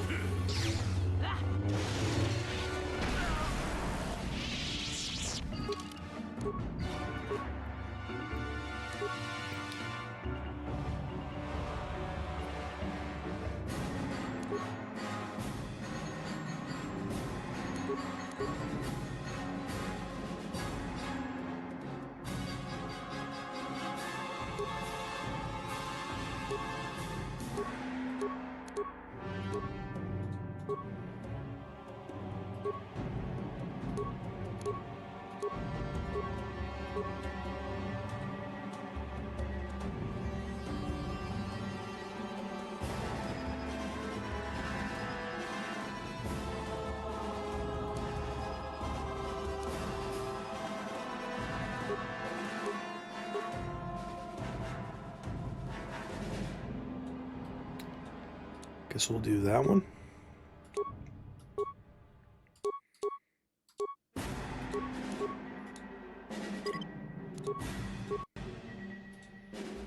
Looks like it's going to be about an 18-hour playthrough. That's a good length for a game, you know? I like the idea of a BioWare RPG beating like 18 hours. More games like that, please.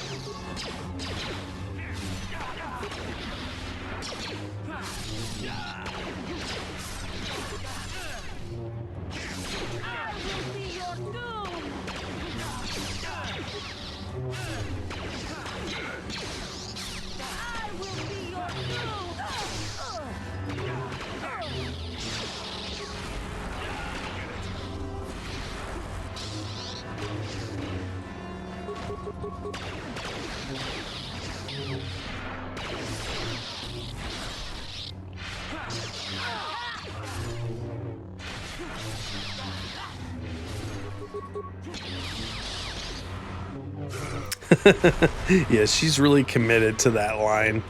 She's like, I have a catchphrase, damn it. Oh god, I lost Jolie. I've lost him.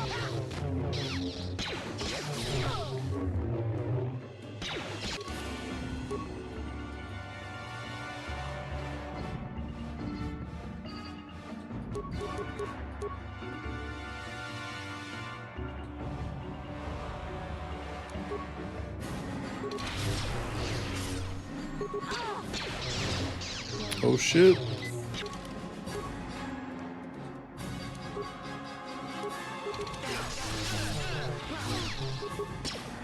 That is a lot of Sith dudes.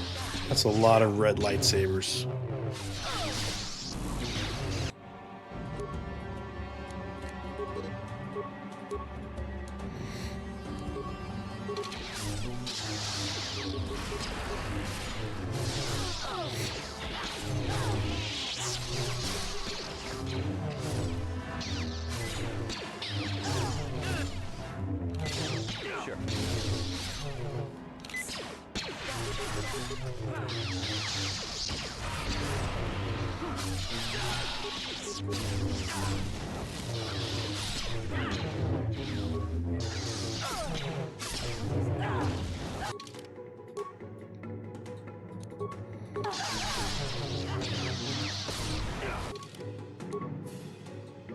If the combat gets annoying, I'll switch it to easy, but I don't think I need to. It seems pretty manageable so far.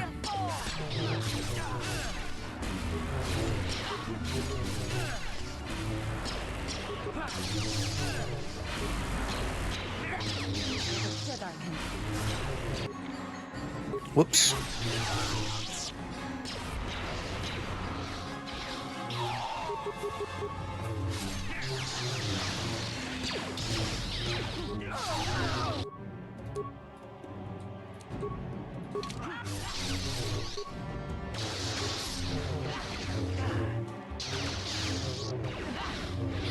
Jolie, we need your healing powers, sir.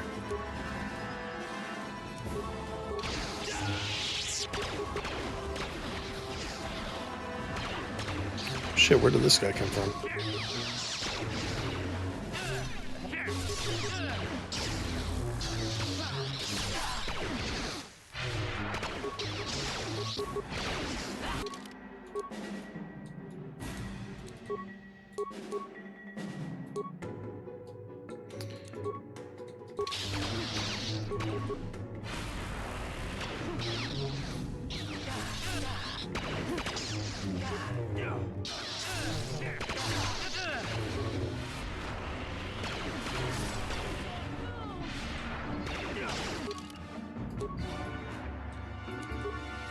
They're kind of bullying me right now.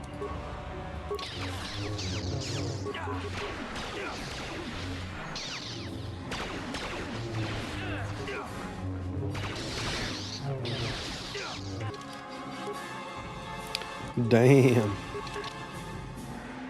Okay, we're switching it to easy. Trying to just have fun here, damn it.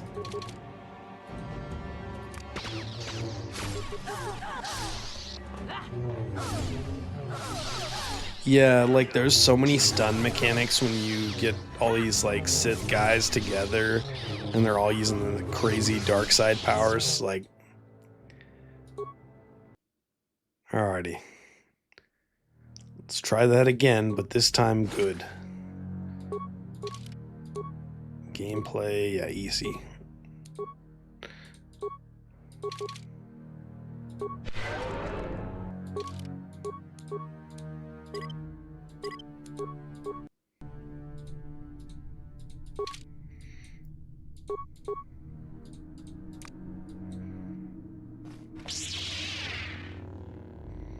He's grenadiering too, shit.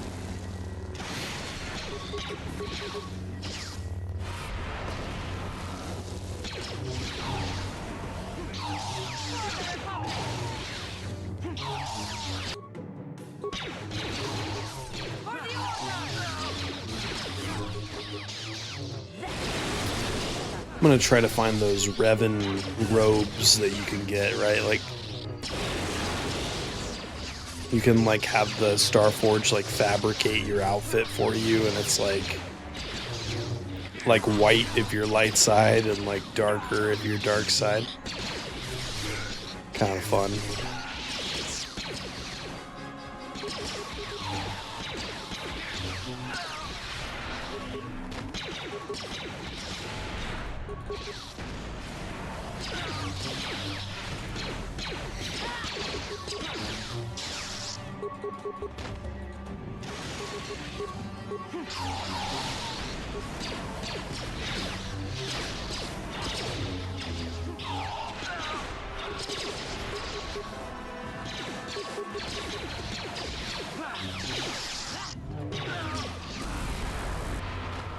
Yeah, they look really nice. Like,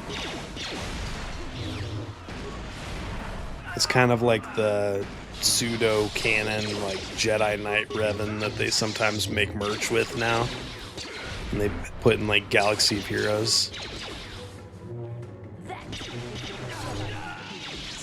which I didn't even realize for the longest time. Like, oh, those are the robes that you can get on the Starforge. Like, they have the white version. Like, I thought the white variant was just something that they did for Galaxy of Heroes, but no, like, that's straight up in this game. I don't think I usually bothered with it when I was like a kid, teenager. Just kind of played the game.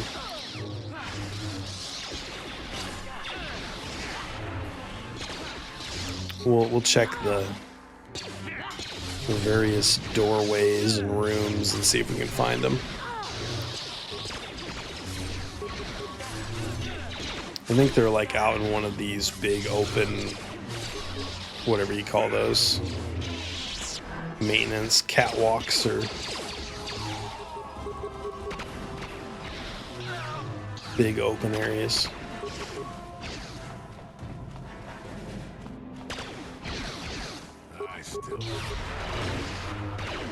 So many guys.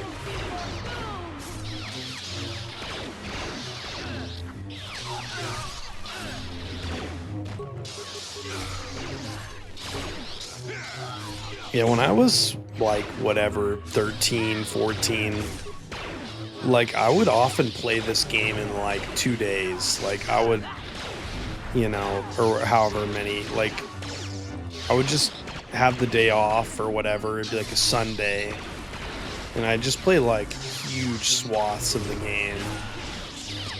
And so by the time I got to the Star Forge, I was like, let's wrap this shit up, you know?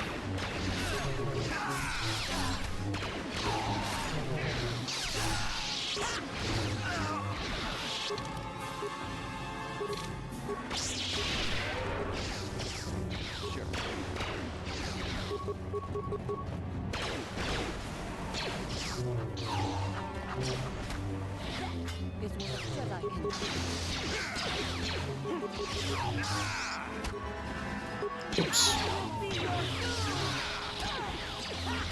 I have to say, overall, I'm really impressed with this Android port and how well it runs on PC. Like, the only complaint I have really is the those turret sections when you're out in space. But like, those sucked pretty much in general, like enough that Obsidian like didn't put them in KOTOR 2, I think. Like, not the same anyway.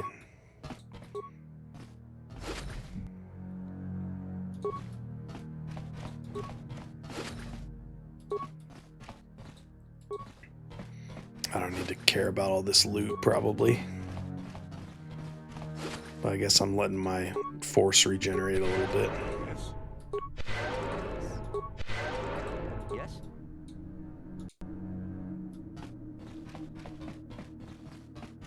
Alrighty, let's go down here. I mean, the Revan robes might be in this area right here, honestly.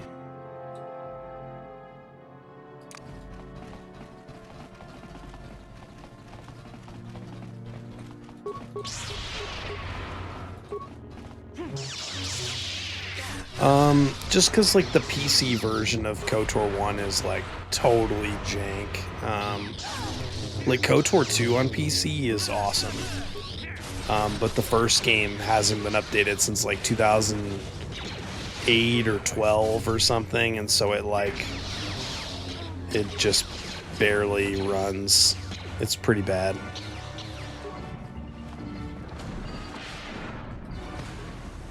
Unfortunately. Okay, yeah, I had a feeling this was where the robes are, and I think that's where you get them, actually.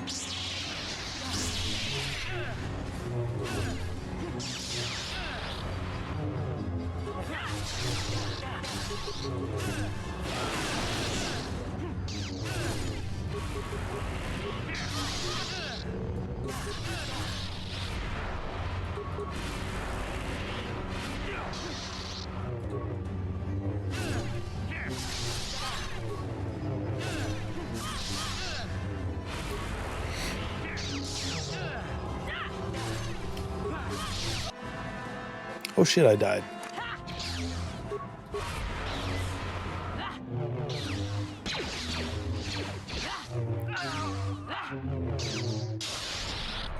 That's what I get for splitting up from my squad, I guess.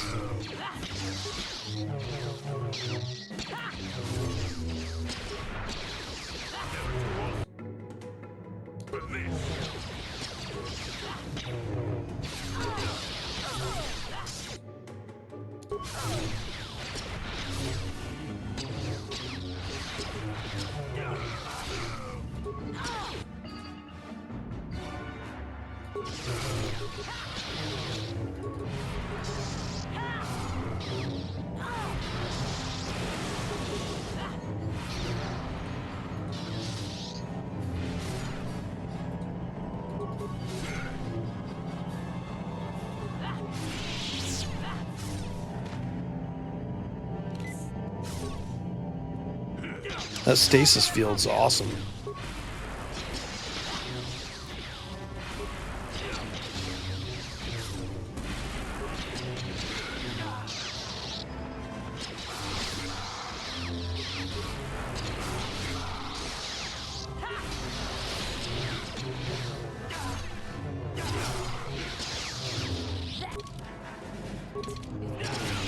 Yeah, let's see.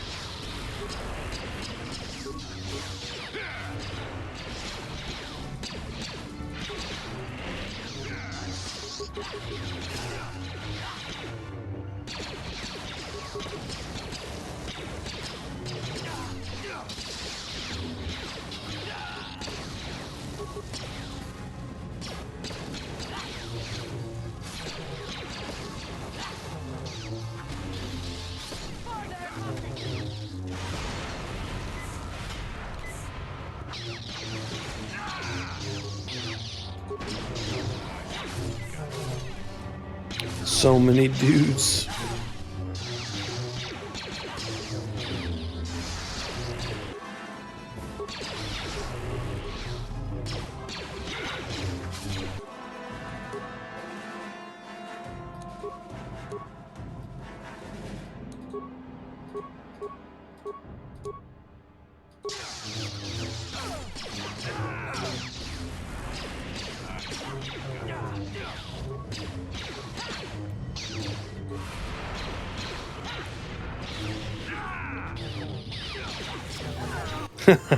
That's hilarious. No worries, dude. I appreciate it. Appreciate it.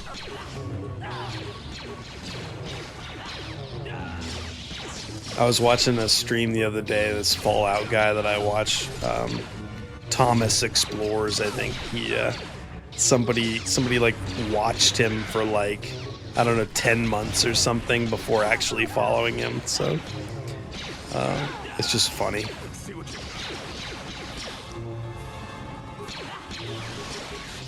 I will try to forgive you. Try to forgive you. I don't know if I can.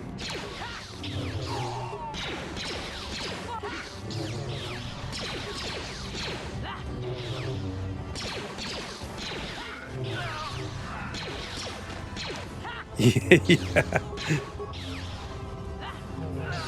Am I following you? Let me see. That would be funny if I wasn't following you either. Let me see.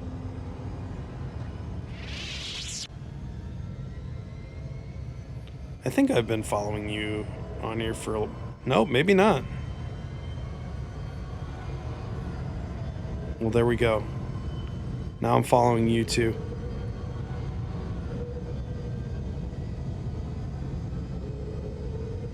Follow and then never follow up. Yeah, like watch somebody one time and you're like, that was a really great stream, I'm excited to watch them again, and then you just kind of like never end up watching them again. I've definitely done that with like just, you know, people who didn't stream the kinds of things that I really like to watch, you know.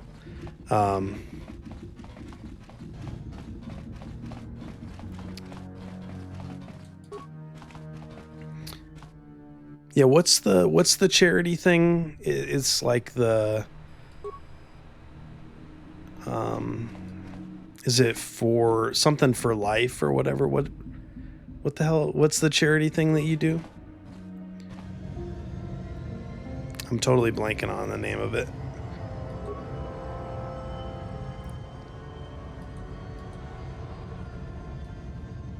Extra life. I knew life was in there.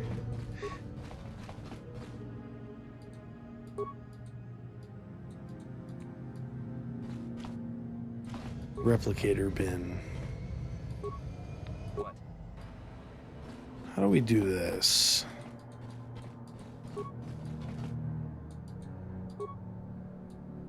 Does it have to be Revan? Is that what?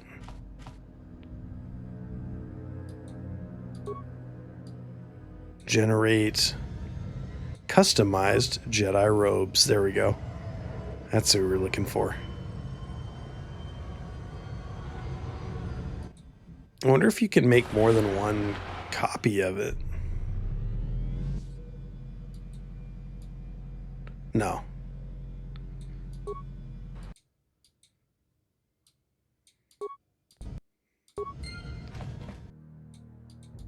Not now, Sith Troopers. I'm getting dressed. I'm playing dress up Barbie. Leave me alone. Starforge robes. Are you kidding me? Now I can't get kitted out while they're bothering me.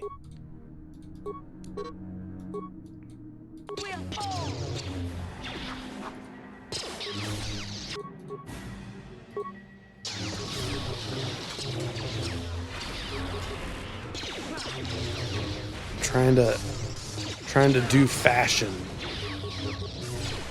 It's like Destiny 2, like spend all your time like applying shaders and trying out different ornaments on your outfit.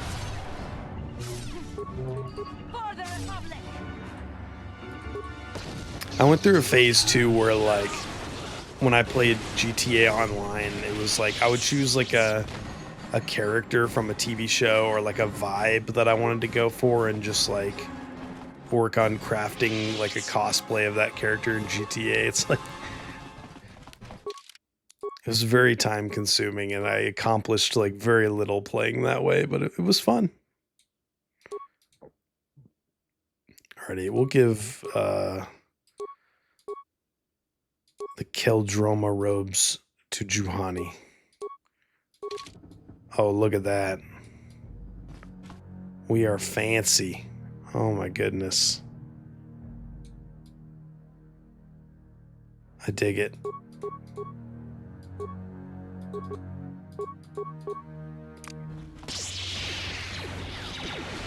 Oh, look at that. Doing fancy Jedi shit. He looks good.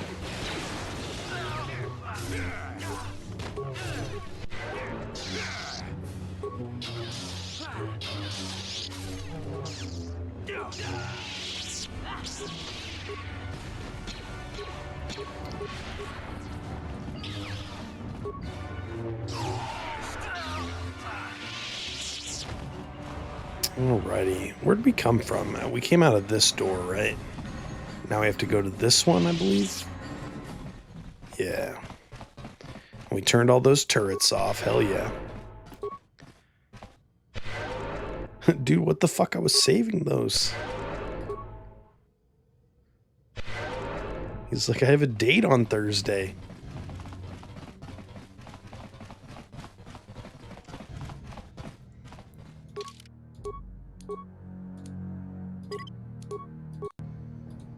You're like, it's not with Dark Bastila, is it? He's like, I didn't say none of that.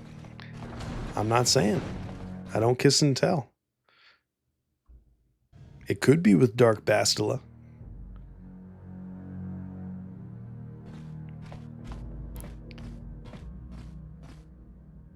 Master, why have you summoned me?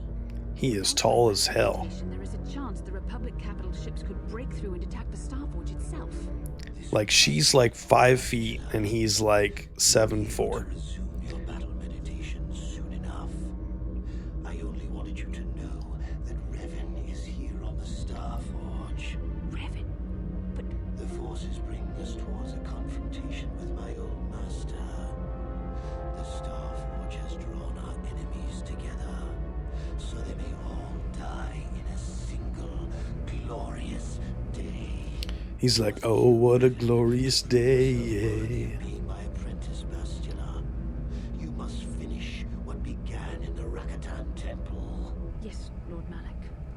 sense your fear, Bastila, but it is unfounded. The power of the Starforge. Stay here in the command center while you use your battle meditation against the It is inevitable. Revan will find you here in due time. It is inevitable. Of course, Master. I will not fail you again.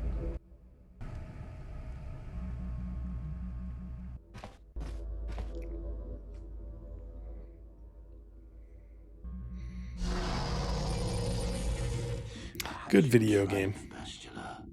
But even if you fail, it will give me the time I need to complete my preparations of the station's defenses.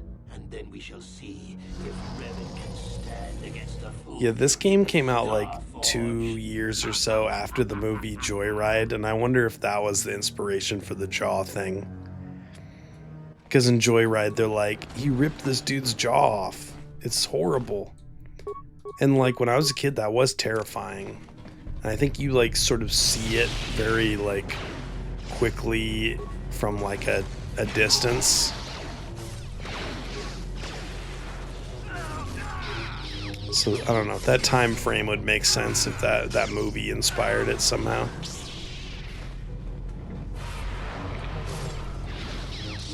I used to love that Joyride movie. It was like Millennial Duel, you know? I love Duel too. It's a great movie. You've never seen Joyride? It's like Paul Walker and Steve Zahn.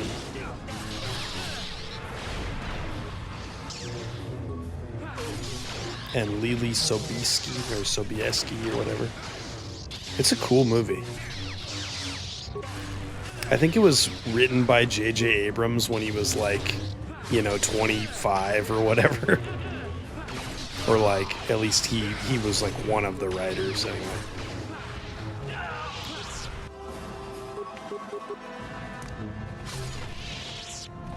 Definitely an enjoyable movie.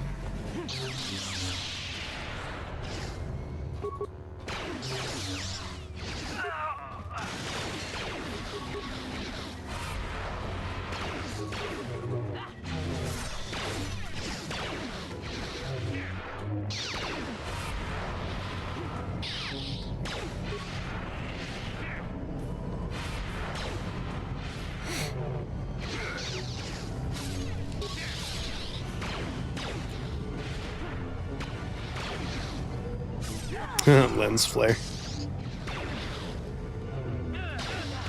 I don't know. I feel like everybody really hates him at this point. So I'm inclined to go the other way and be like, hey, it's a Hollywood guy who's not a total piece of shit. Like he like actually went out on the strike lines and picketed with like, you know, kind of the relative like, you know, less known people, and he like speaks up about like racial justice and Me Too and all that stuff. So I mean, he's by no means perfect and by no means like the greatest filmmaker ever or anything, but I feel like in the scheme of like Hollywood at large, he seems like a good dude, and I don't know, that's got to count for something. Also, I liked the movie Super 8 back in the day. I thought that was a really solid movie. But yeah, he was better at making Mission Impossibles than Star Wars, I would say. Although I feel like people have retroactively soured on Mission Impossible 3 quite a bit because of like Star Wars and Star Trek and stuff.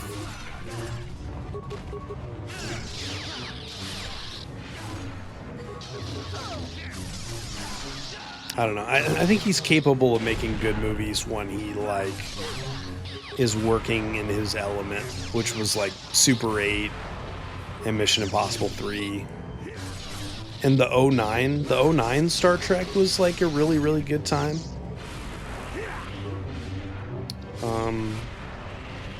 And yeah, mixed feelings on Force Awakens at this point. Because weirdly, I feel like Rise of Skywalker is like more bold and daring and interesting than Force Awakens in a lot of ways. Like it's more of like an original idea, even though it still does the aping. Oh, it's okay.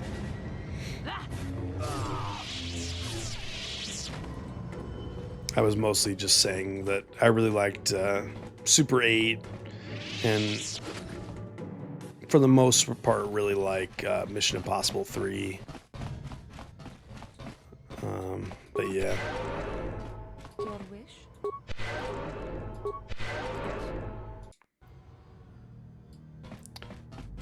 I don't know. Whenever something becomes like sort of accepted as like the capital T truth, and it's like clearly subjective art opinions, my inclination is to play devil's advocate a little bit. And I feel like with J.J. Abrams, like, yeah, he's just sort of like 50-50, you know?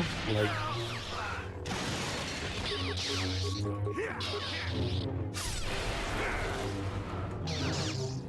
yeah, I mean, it's definitely not the best Mission Impossible, and especially when Ghost Protocol immediately followed it. Like, holy shit, Ghost Protocol is phenomenal.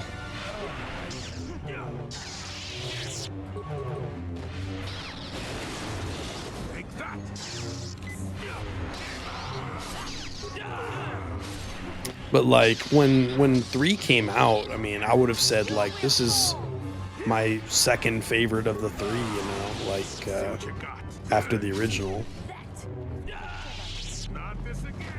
You know, back then I wasn't a big fan of the second one. I think now I like the second one quite a bit, but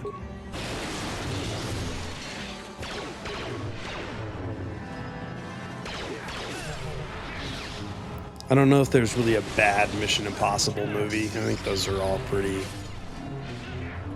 good.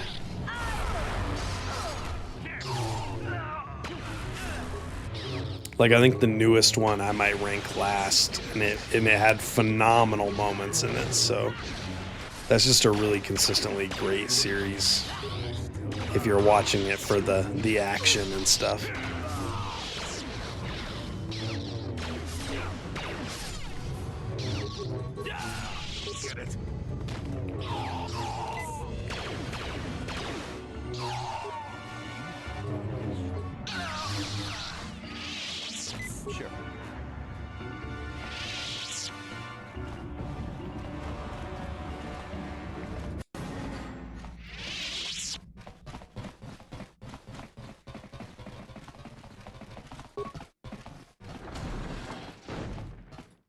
I imagine Star Trek Into Darkness has aged really poorly.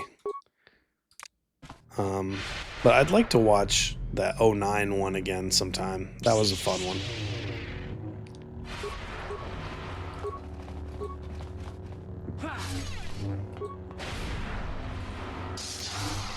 I enjoyed what's his name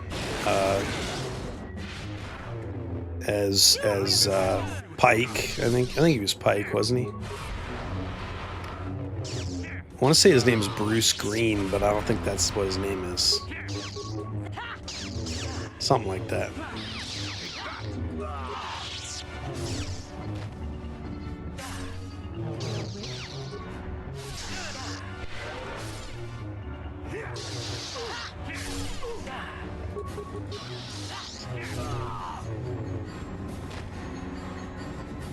Yeah. Yeah, I've basically seen those, and then like a lot of the original series from the 60s. And that's basically my Trek knowledge, yeah. I've seen like Wrath of Khan and the motion picture, like director's cut, and the Search for Spock. And then I saw the one where Tom Hardy is like a space vampire, like Nemesis. But yeah, that's about it. Bastila.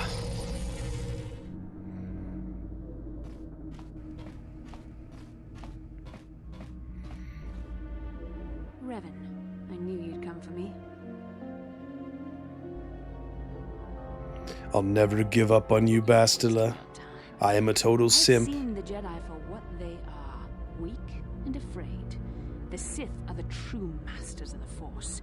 You've forgotten that lesson, Revan. Now you must pay the price. Here on the Star Forge, the power of the dark side is at its strongest. This time, you will not defeat me.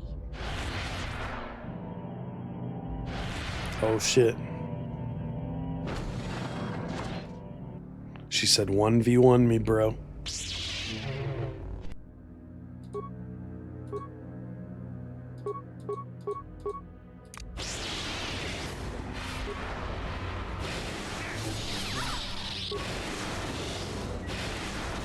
There, take. Yeah, Nemesis.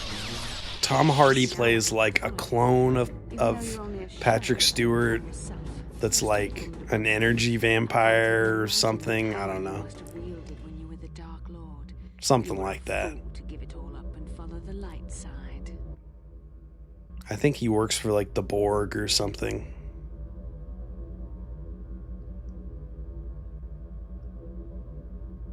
The dark side, as Malak teaches me the greatest secrets of the Sith, I will unlock more of my potential. Eventually, there'll be no limit to what I can accomplish. I had a pretty minor surgery in 2023, and when I was in the hospital for like 4 or 5 days or whatever, Next Generation was on TV like all the time. And so I did watch some Next Generation while I was in the hospital, and that was pretty good. Like, I enjoyed what I saw. Like, it seemed very hokey. Like, one of the episodes had like a space ghost in it. Just like weird random shit. I don't know. It seems like I'll have to watch that show at some point. I feel like he wasn't really. Like, he just kind of seemed like Tom Hardy, but bald. If I'm being honest. But I haven't seen that movie for like years, like a decade, so I could be wrong. I remember liking it though. Yeah, I mean, it was pretty young Tom Hardy, and yeah. It was weird because I don't think you're really necessarily supposed to immediately know that he's a clone. I think you find out like 30 minutes in or something. I don't know. Have you forgotten the ways of the Sith already, Revan? Eventually, I will challenge my master. If I am worthy, he will die. I used to think Tom Hardy was like the best actor ever. Like in Revenant and what was the other movie? Like Revenant and Bronson? Was Bronson the name of that movie where he played the boxer in prison or whatever? That movie was crazy. No, Revan, it is you. It is you who are doomed.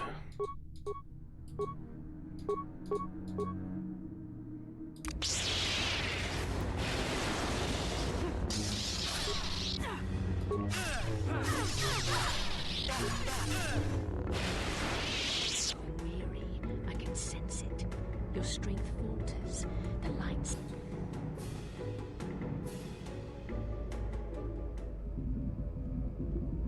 What type of trick? I am a Sith apprentice now. You place too much faith in what I used to. Let's make this quick.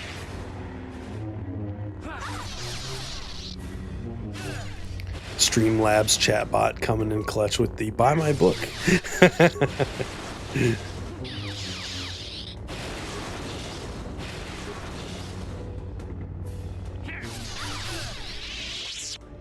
This is not possible. You've rejected the dark side. You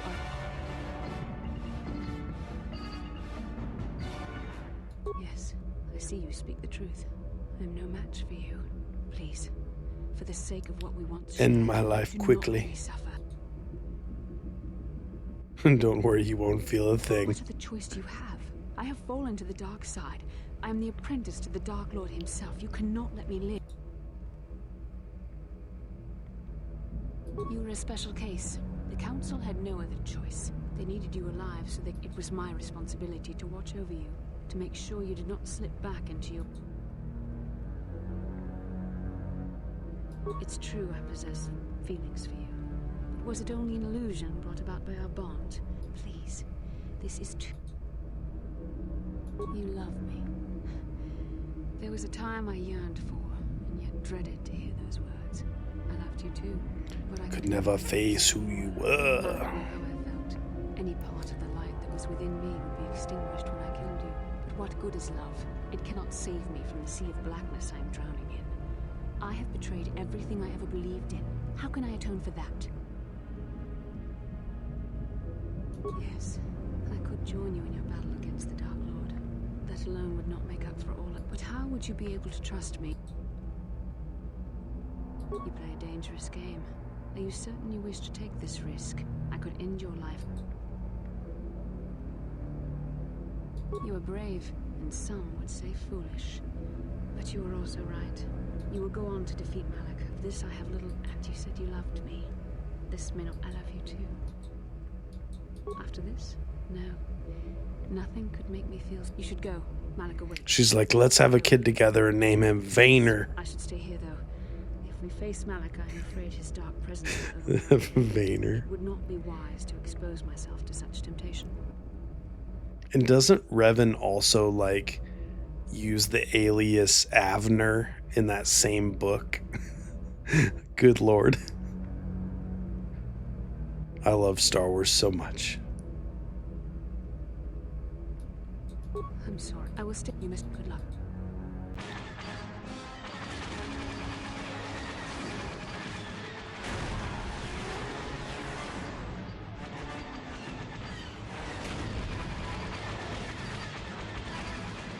Yeah. Yeah, of Revan. Yeah.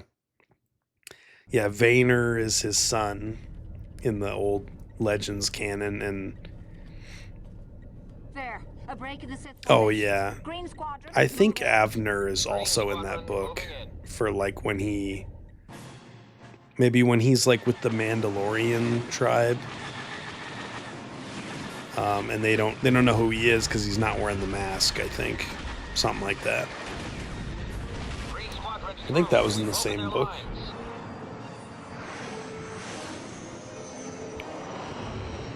Bastila is no longer using her battle meditation against us. The tide has turned. Red Squadron, into the breach. These fighters are cool looking. I don't actually know what those are called. They look like they'd be called like T-Wing fighters or something. Capital ships, reinforce their position.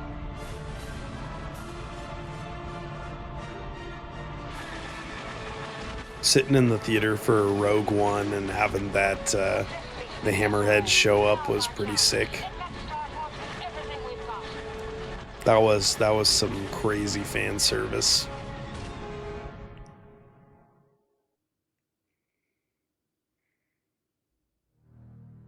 The fighter, yeah, I like that fighter design. That's cool.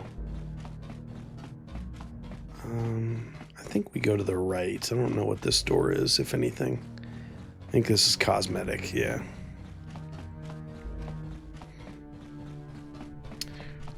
Probably a good place to hard save.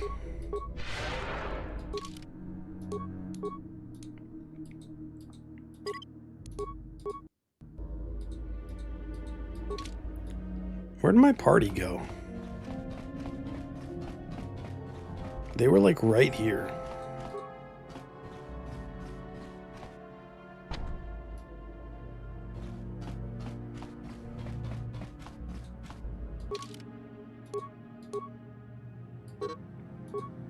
Okay, I guess she's... Yeah, I guess they probably wouldn't want to fight Malak, but...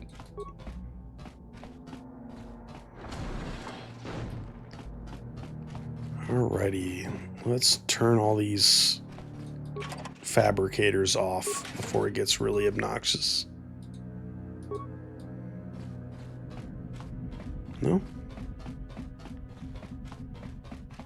I think this is the room where it gets really, like, chaotic and you have to shut all these off, right? Maybe not. Oh shit.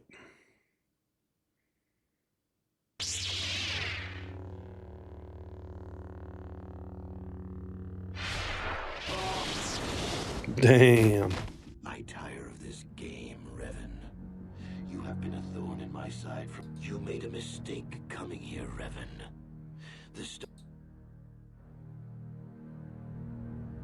Is that what you call it?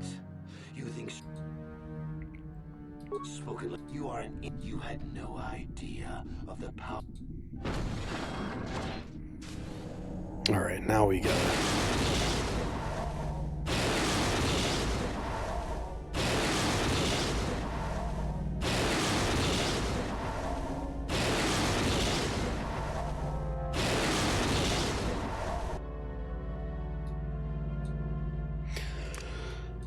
Alright. I think they just keep coming forever unless you, like, turn these machines off.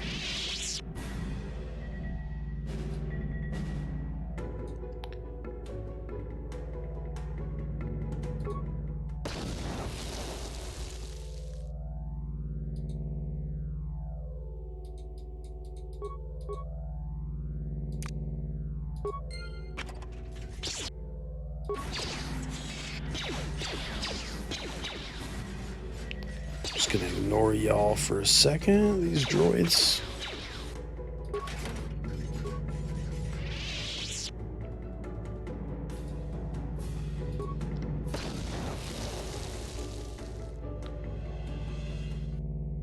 I don't know if I have enough spikes to do them all. So I don't know how that actually works, but we'll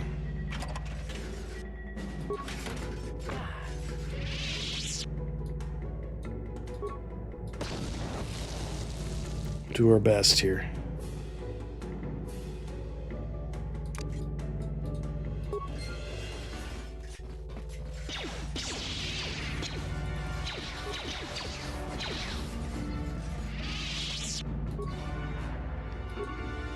Yikes.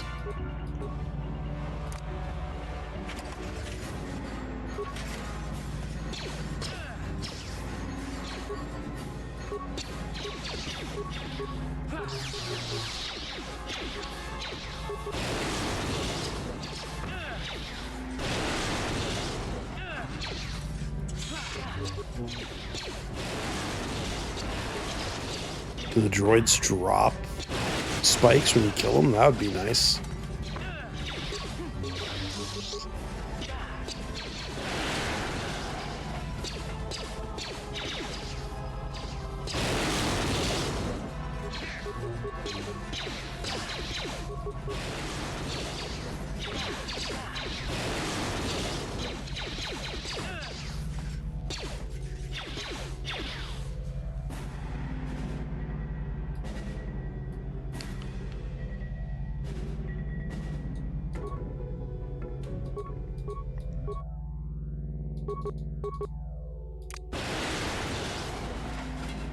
They show up in containers after killing them.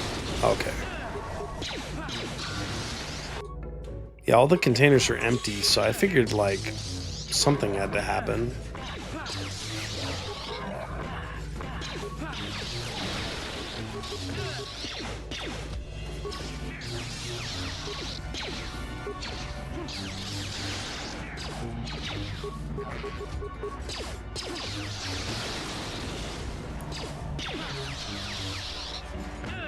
Cool, man. Thanks for hanging out. Yeah, I'll probably be on for a while. I'll probably be on for like 2 more hours or an hour and a half, so appreciate it, man. Have a good one, dude. Oh, the Type F. Yeah, good call. That's smart. Yeah.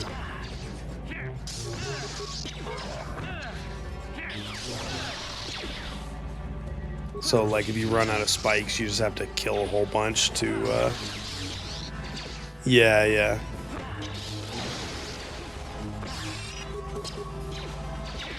So this is Type B that we want to kill right now.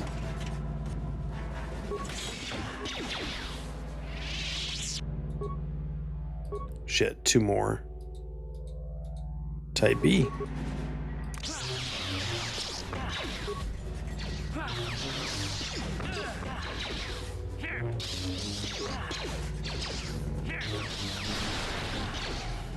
Okay, so I think there'll be 4 in here. Let's see. No, 1. That sucks.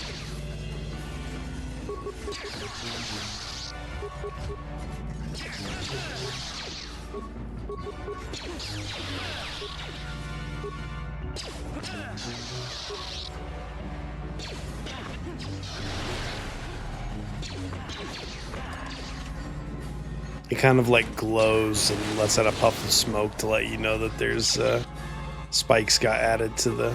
That's cool. This is a great game. Great game.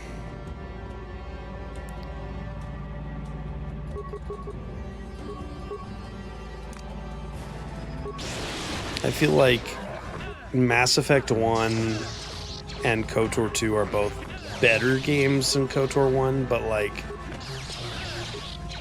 I don't know, there's something that's just like pure joy about revisiting this one every so often.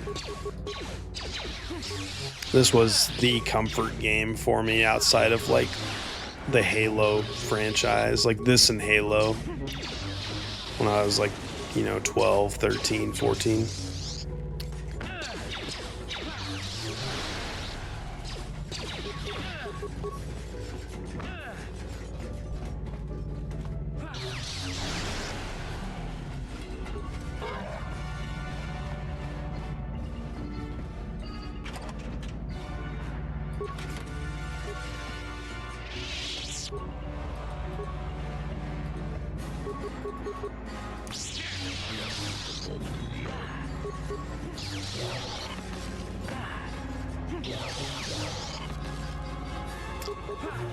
I gotta fix the timers on those. Those both just popped up at the same time.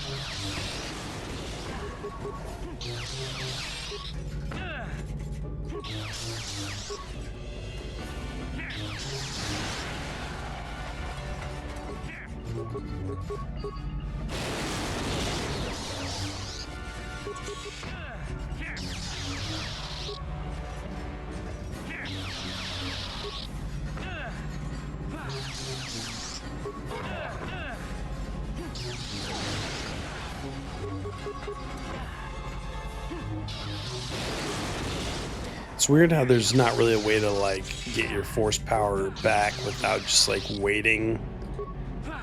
Like in other, like in fantasy RPGs, you could drink like a potion or do something to get your mana back, but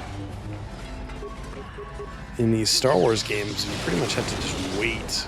You just kind of wait for... Kind of interesting.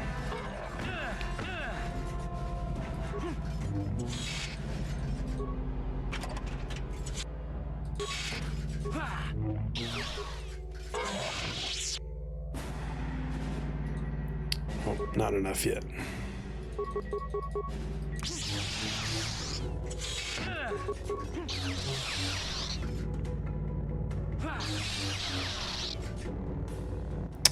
I have 4 strain, I think, in this one. Oh, not on this character, though. I gave it to some of my companions. I think it's like a sort of lifelink mechanic where you, lifelink, where you sort of take their health and give it to yourself. Oh, true. Yeah, these are droids. Good call.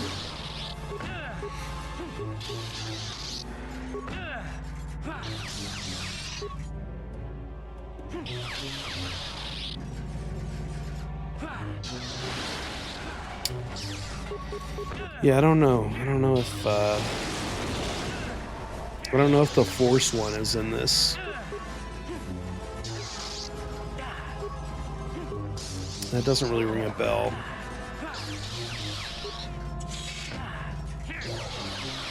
Yeah. They seem to move really fast on this Android port.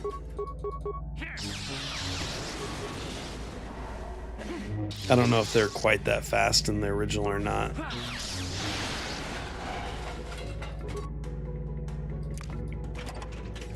Alright, we should be able to close down the rest of these, hopefully. Well, we got one left now, like F, I think. Or E, I don't know. I think this is the last one. And it's probably full of spikes. Yeah, that's what I thought. Good shit. Now we can get on out of here.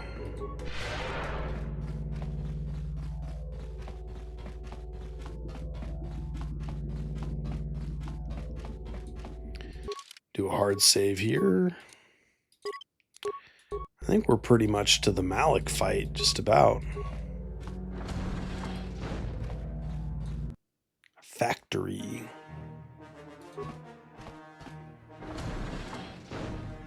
Yeah, I guess I was right on that one.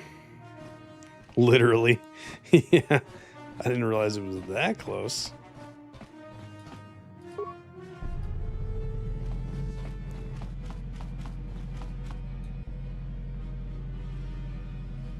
Well done, Revan.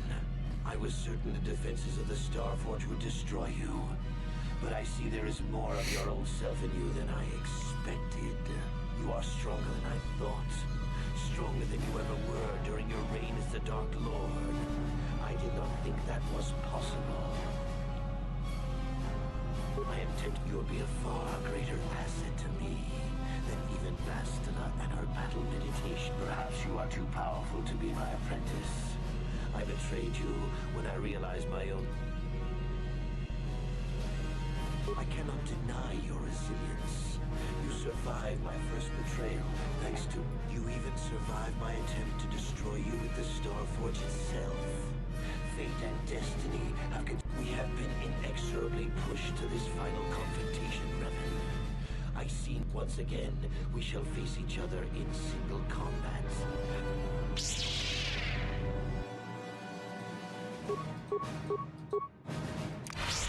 He has a pretty good theme.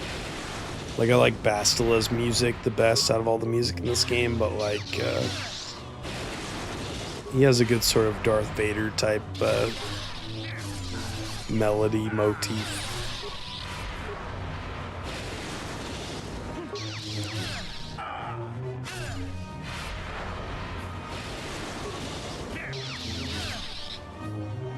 Man, he's a tough bastard. Oh, he heals himself, doesn't he?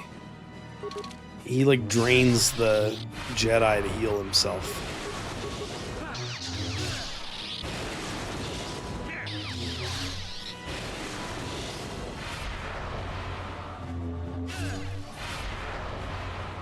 Oh, does Red Lobster have, like a major key version of the Malak music? I don't know if I've seen those commercials or not. That's funny, though.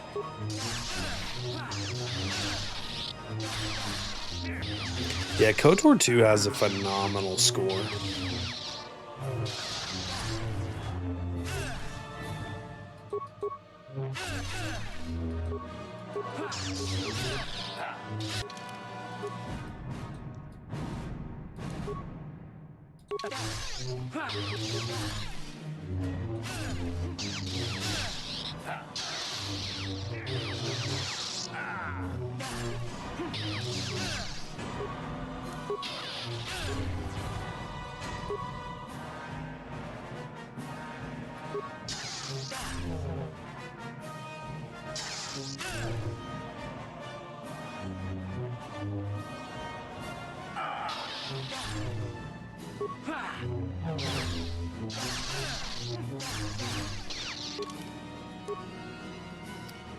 Yeah, I don't know if did they do like a vinyl release of the KOTOR 2 soundtrack? That'd be pretty sick. You continue to amaze me, but you are... The stuff. Look around you, Revan. See the bodies? You should recognize them from the Academy. These are Jedi who fell when I attacked Dantooine. For all Yeah, intents and purposes, yeah, it was on dead, Spotify for sure. Except for one difference. I have not... I think there's something weird with like Jeremy Soul's like licensing to his music, because he like the Morrowind score was on Spotify, but now it's not. And once you are beaten, I will do the same to you. You will be trapped in a terrible existence between life and death. Your power feeding me as I conquer the galaxy.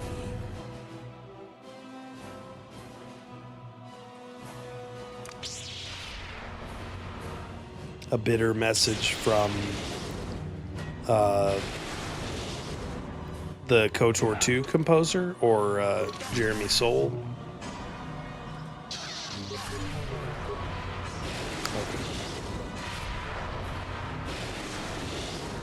Mark Grisky, that's what I was thinking. Yeah, didn't he also do the Force Unleashed music?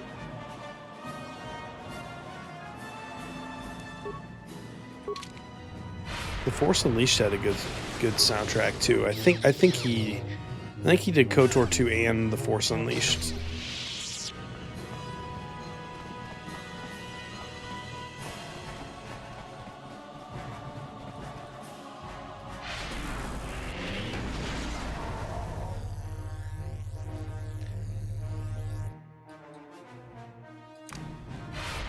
I think I can go around and blow these up prematurely to keep him from feeding on them, but I don't know if that's like a dark side thing. We'll see. I think it's a mercy, really, so it shouldn't be.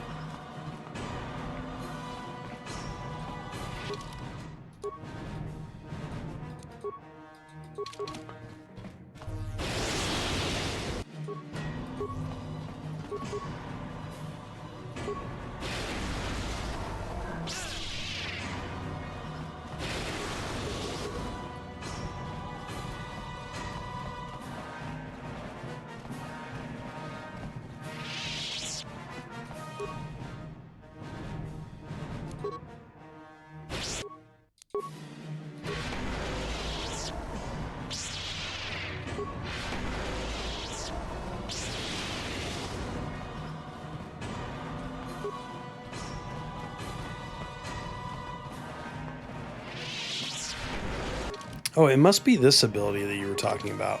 Force Breach or whatever. It seems like I'm sucking the force out of them to gain mine back. I'm pretty sure that's what that does.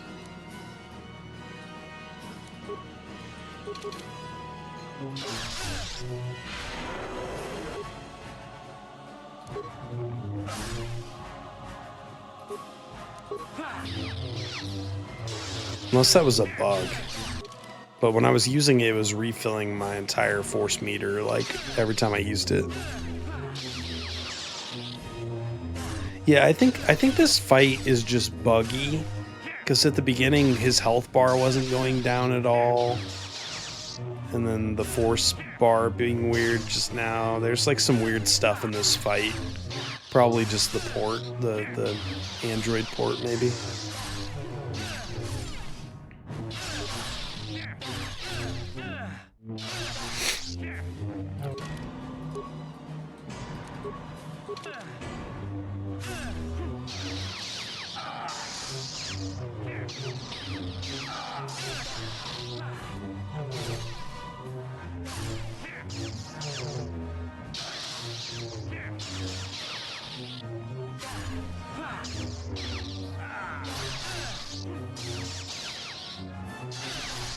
Oh, yeah, it's the one that shuts down some of his force abilities. Yeah, yeah, yeah. I remember reading that now. I just haven't really ended up using it much after I got it. Got it pretty recently.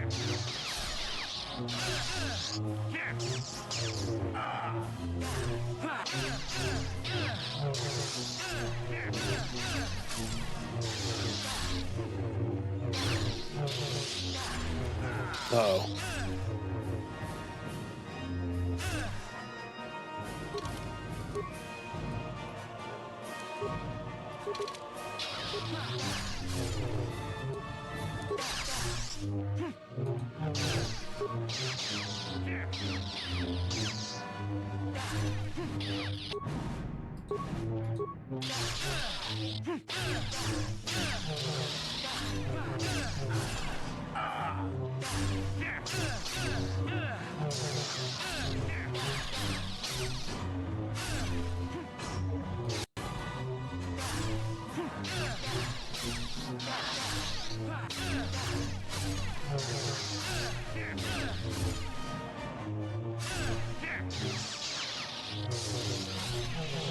Whoa. Whoops. I was not paying attention, clearly.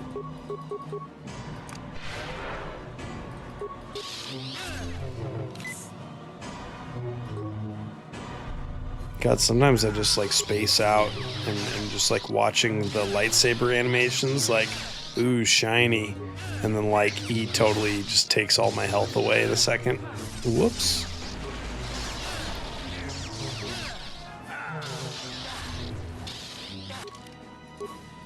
Yeah, he can do it pretty quickly. He can take my health down like that. Oh, Malak, you silly bastard.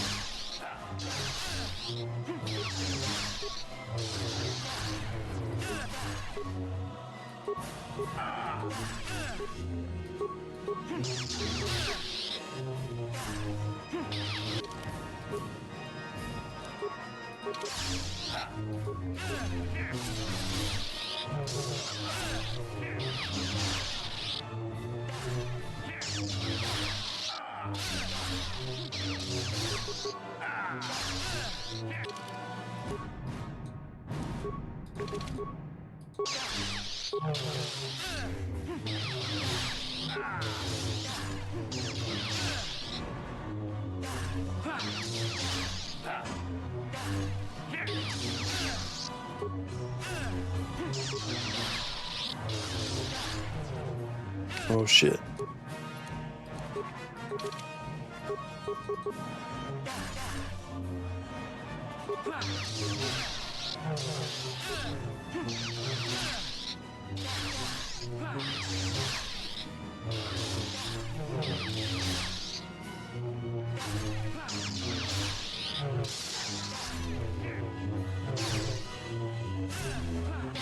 He's cooked. He's cooked. Goodbye. Impossible. Impossible. I cannot be beaten. I am the Dark Lord of the Sith. Still, I cannot help but wonder, Revan, what would have happened had our positions been reversed? What if could I return to the light as you did? If you had not led me down the dark path in the first place, what destiny would I have found? This guy really does not want to take responsibility for his own actions. I suppose you speak the truth. I alone, but that destiny was not mine, Revan. It might have been yours, perhaps, but never mine.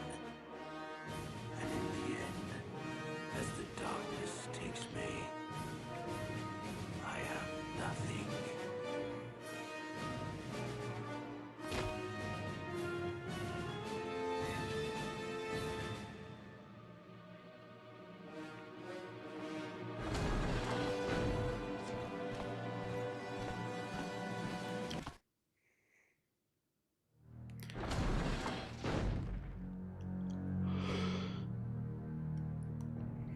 there you are. What happened? Malik is dead.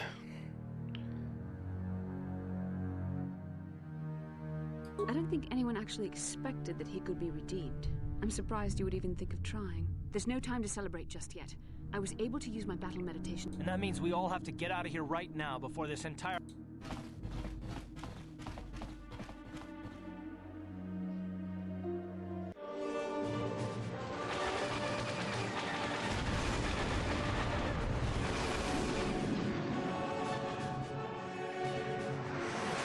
Those ships are cool looking. They look kind of like the ships in Destiny. The little jump ships.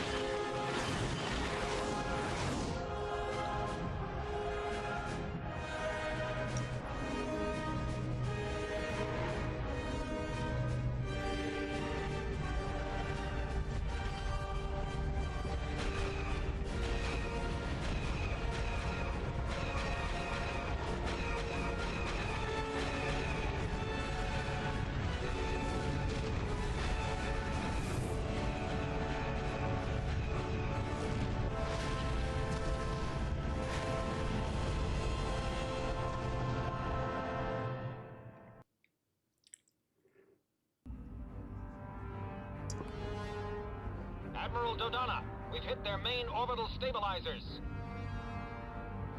Everyone pull back. I don't want to lose any ships when that space station goes down. We did it, Vandar. The Sith are routed, and the Starforge destroyed. But at what cost, Admiral? Where is the Ebon Hawk and her crew?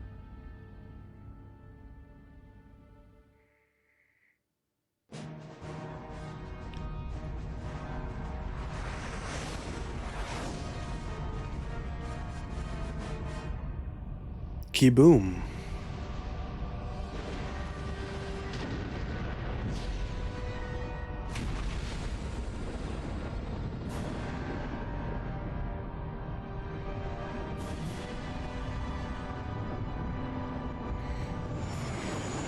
Karth, you made it. We couldn't let you start the victory party without us, Admiral. I'm sending an honor guard to escort you in. You'll be getting a hero's welcome when we all get home.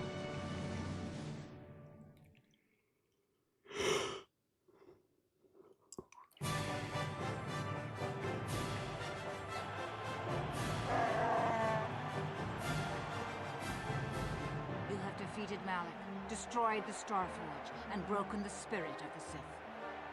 For this, I am proud to present you each with the Cross of Glory, the highest honor the Republic can bestow.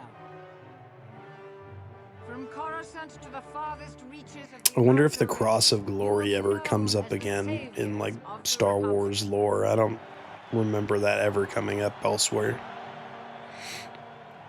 On behalf of the Jedi Council, defenders of the galaxy, and sworn protectors of the Republic, I too would like to honor you. He's like, we truly are the Knights of the Old Republic. Now have another tale to weave into the grand history of our eternal order. The redemption of Revan, the prodigal knight. Wherever you go, you will be recognized as the saviors of the galaxy, the heroes of our age. But you must remain ever vigilant, for one day you may be called upon yet again to defend the glory of the Republic against the tyranny of the dark side. For this is the destiny of the Jedi. Dun dun dun.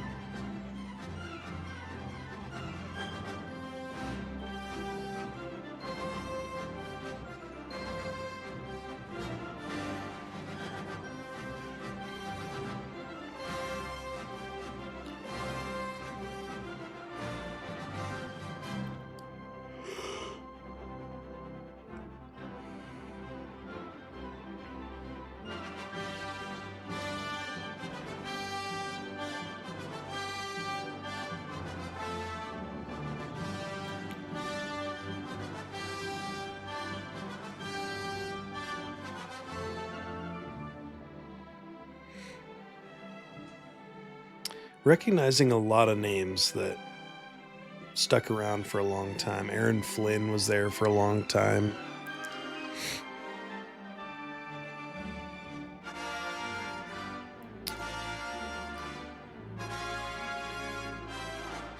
Colonel Bob. That's cool. I'd never noticed that before, I don't think.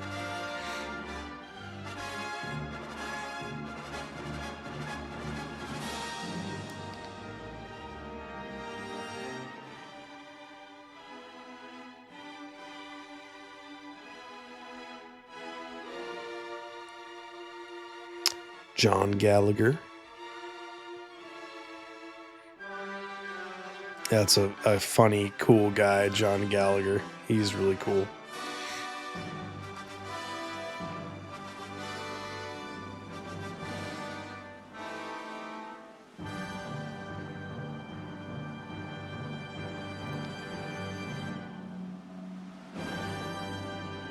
Oh, shit.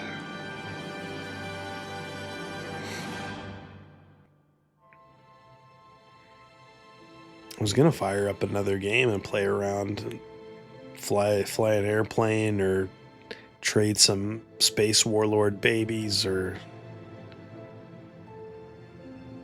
wow, Tom Ohl worked on this. I didn't realize he went back that far. That's cool. Jay Wataman, yeah, Jay. I interviewed that guy once for Games Radar ages ago.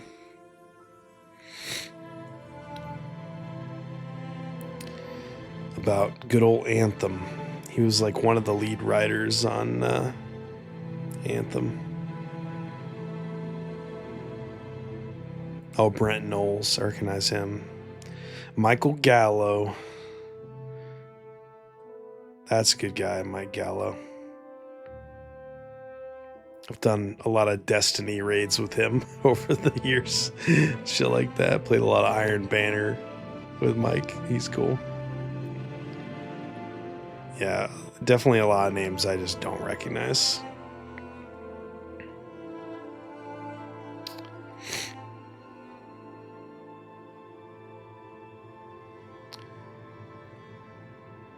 Ben Bird getting a credit. That's cool.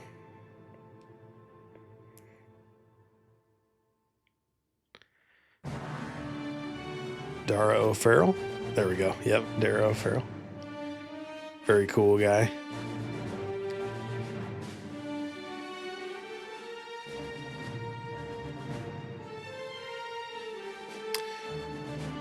Raphael and Raphael. Oh yeah, Courtney Taylor, yeah. She's like the main character in Fallout 4. I always forget that she's Juhani too.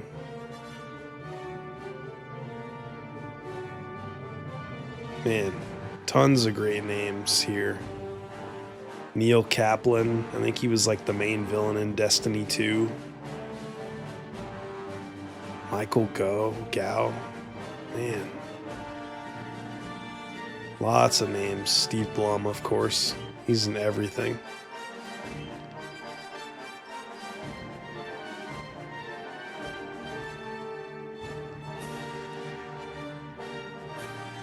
Heather Phillips sounds familiar.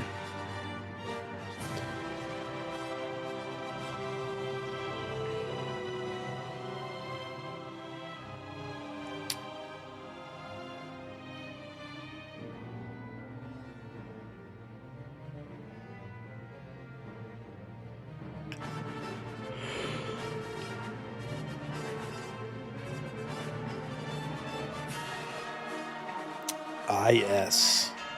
LucasArts IS. I don't know what IS stands for.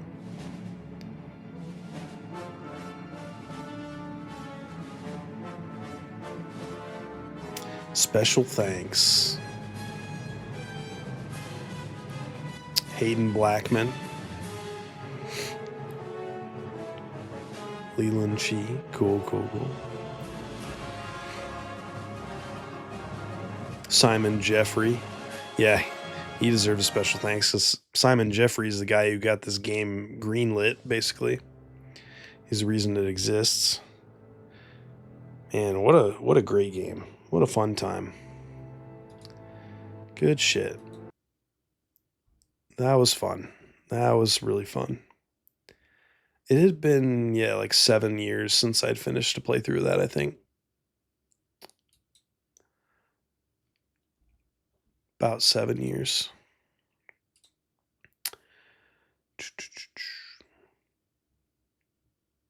I want to fire up another game. It's 1 in the morning. I work tomorrow. I'm very tired. I would like to play another game, but I just feel like I'm gonna probably regret it and not have much time to really enjoy it. So I might just call it a good night there and do a big stream tomorrow and play some, probably do some Splinter Cell and then like a couple smaller games tomorrow, maybe.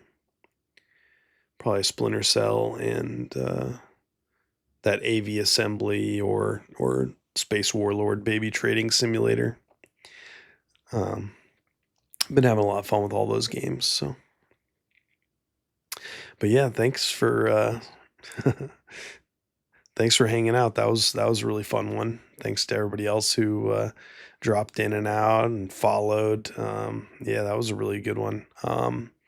I still have that KOTOR 2 playthrough going, where I was a Darksider that I started like whenever that was, November or something. So I still have that KOTOR 2 playthrough to finish at some point, or like at the end of Nar Shaddaa or something like that. So, but yeah, thanks so much. We'll be back tomorrow night around 9-ish Central. So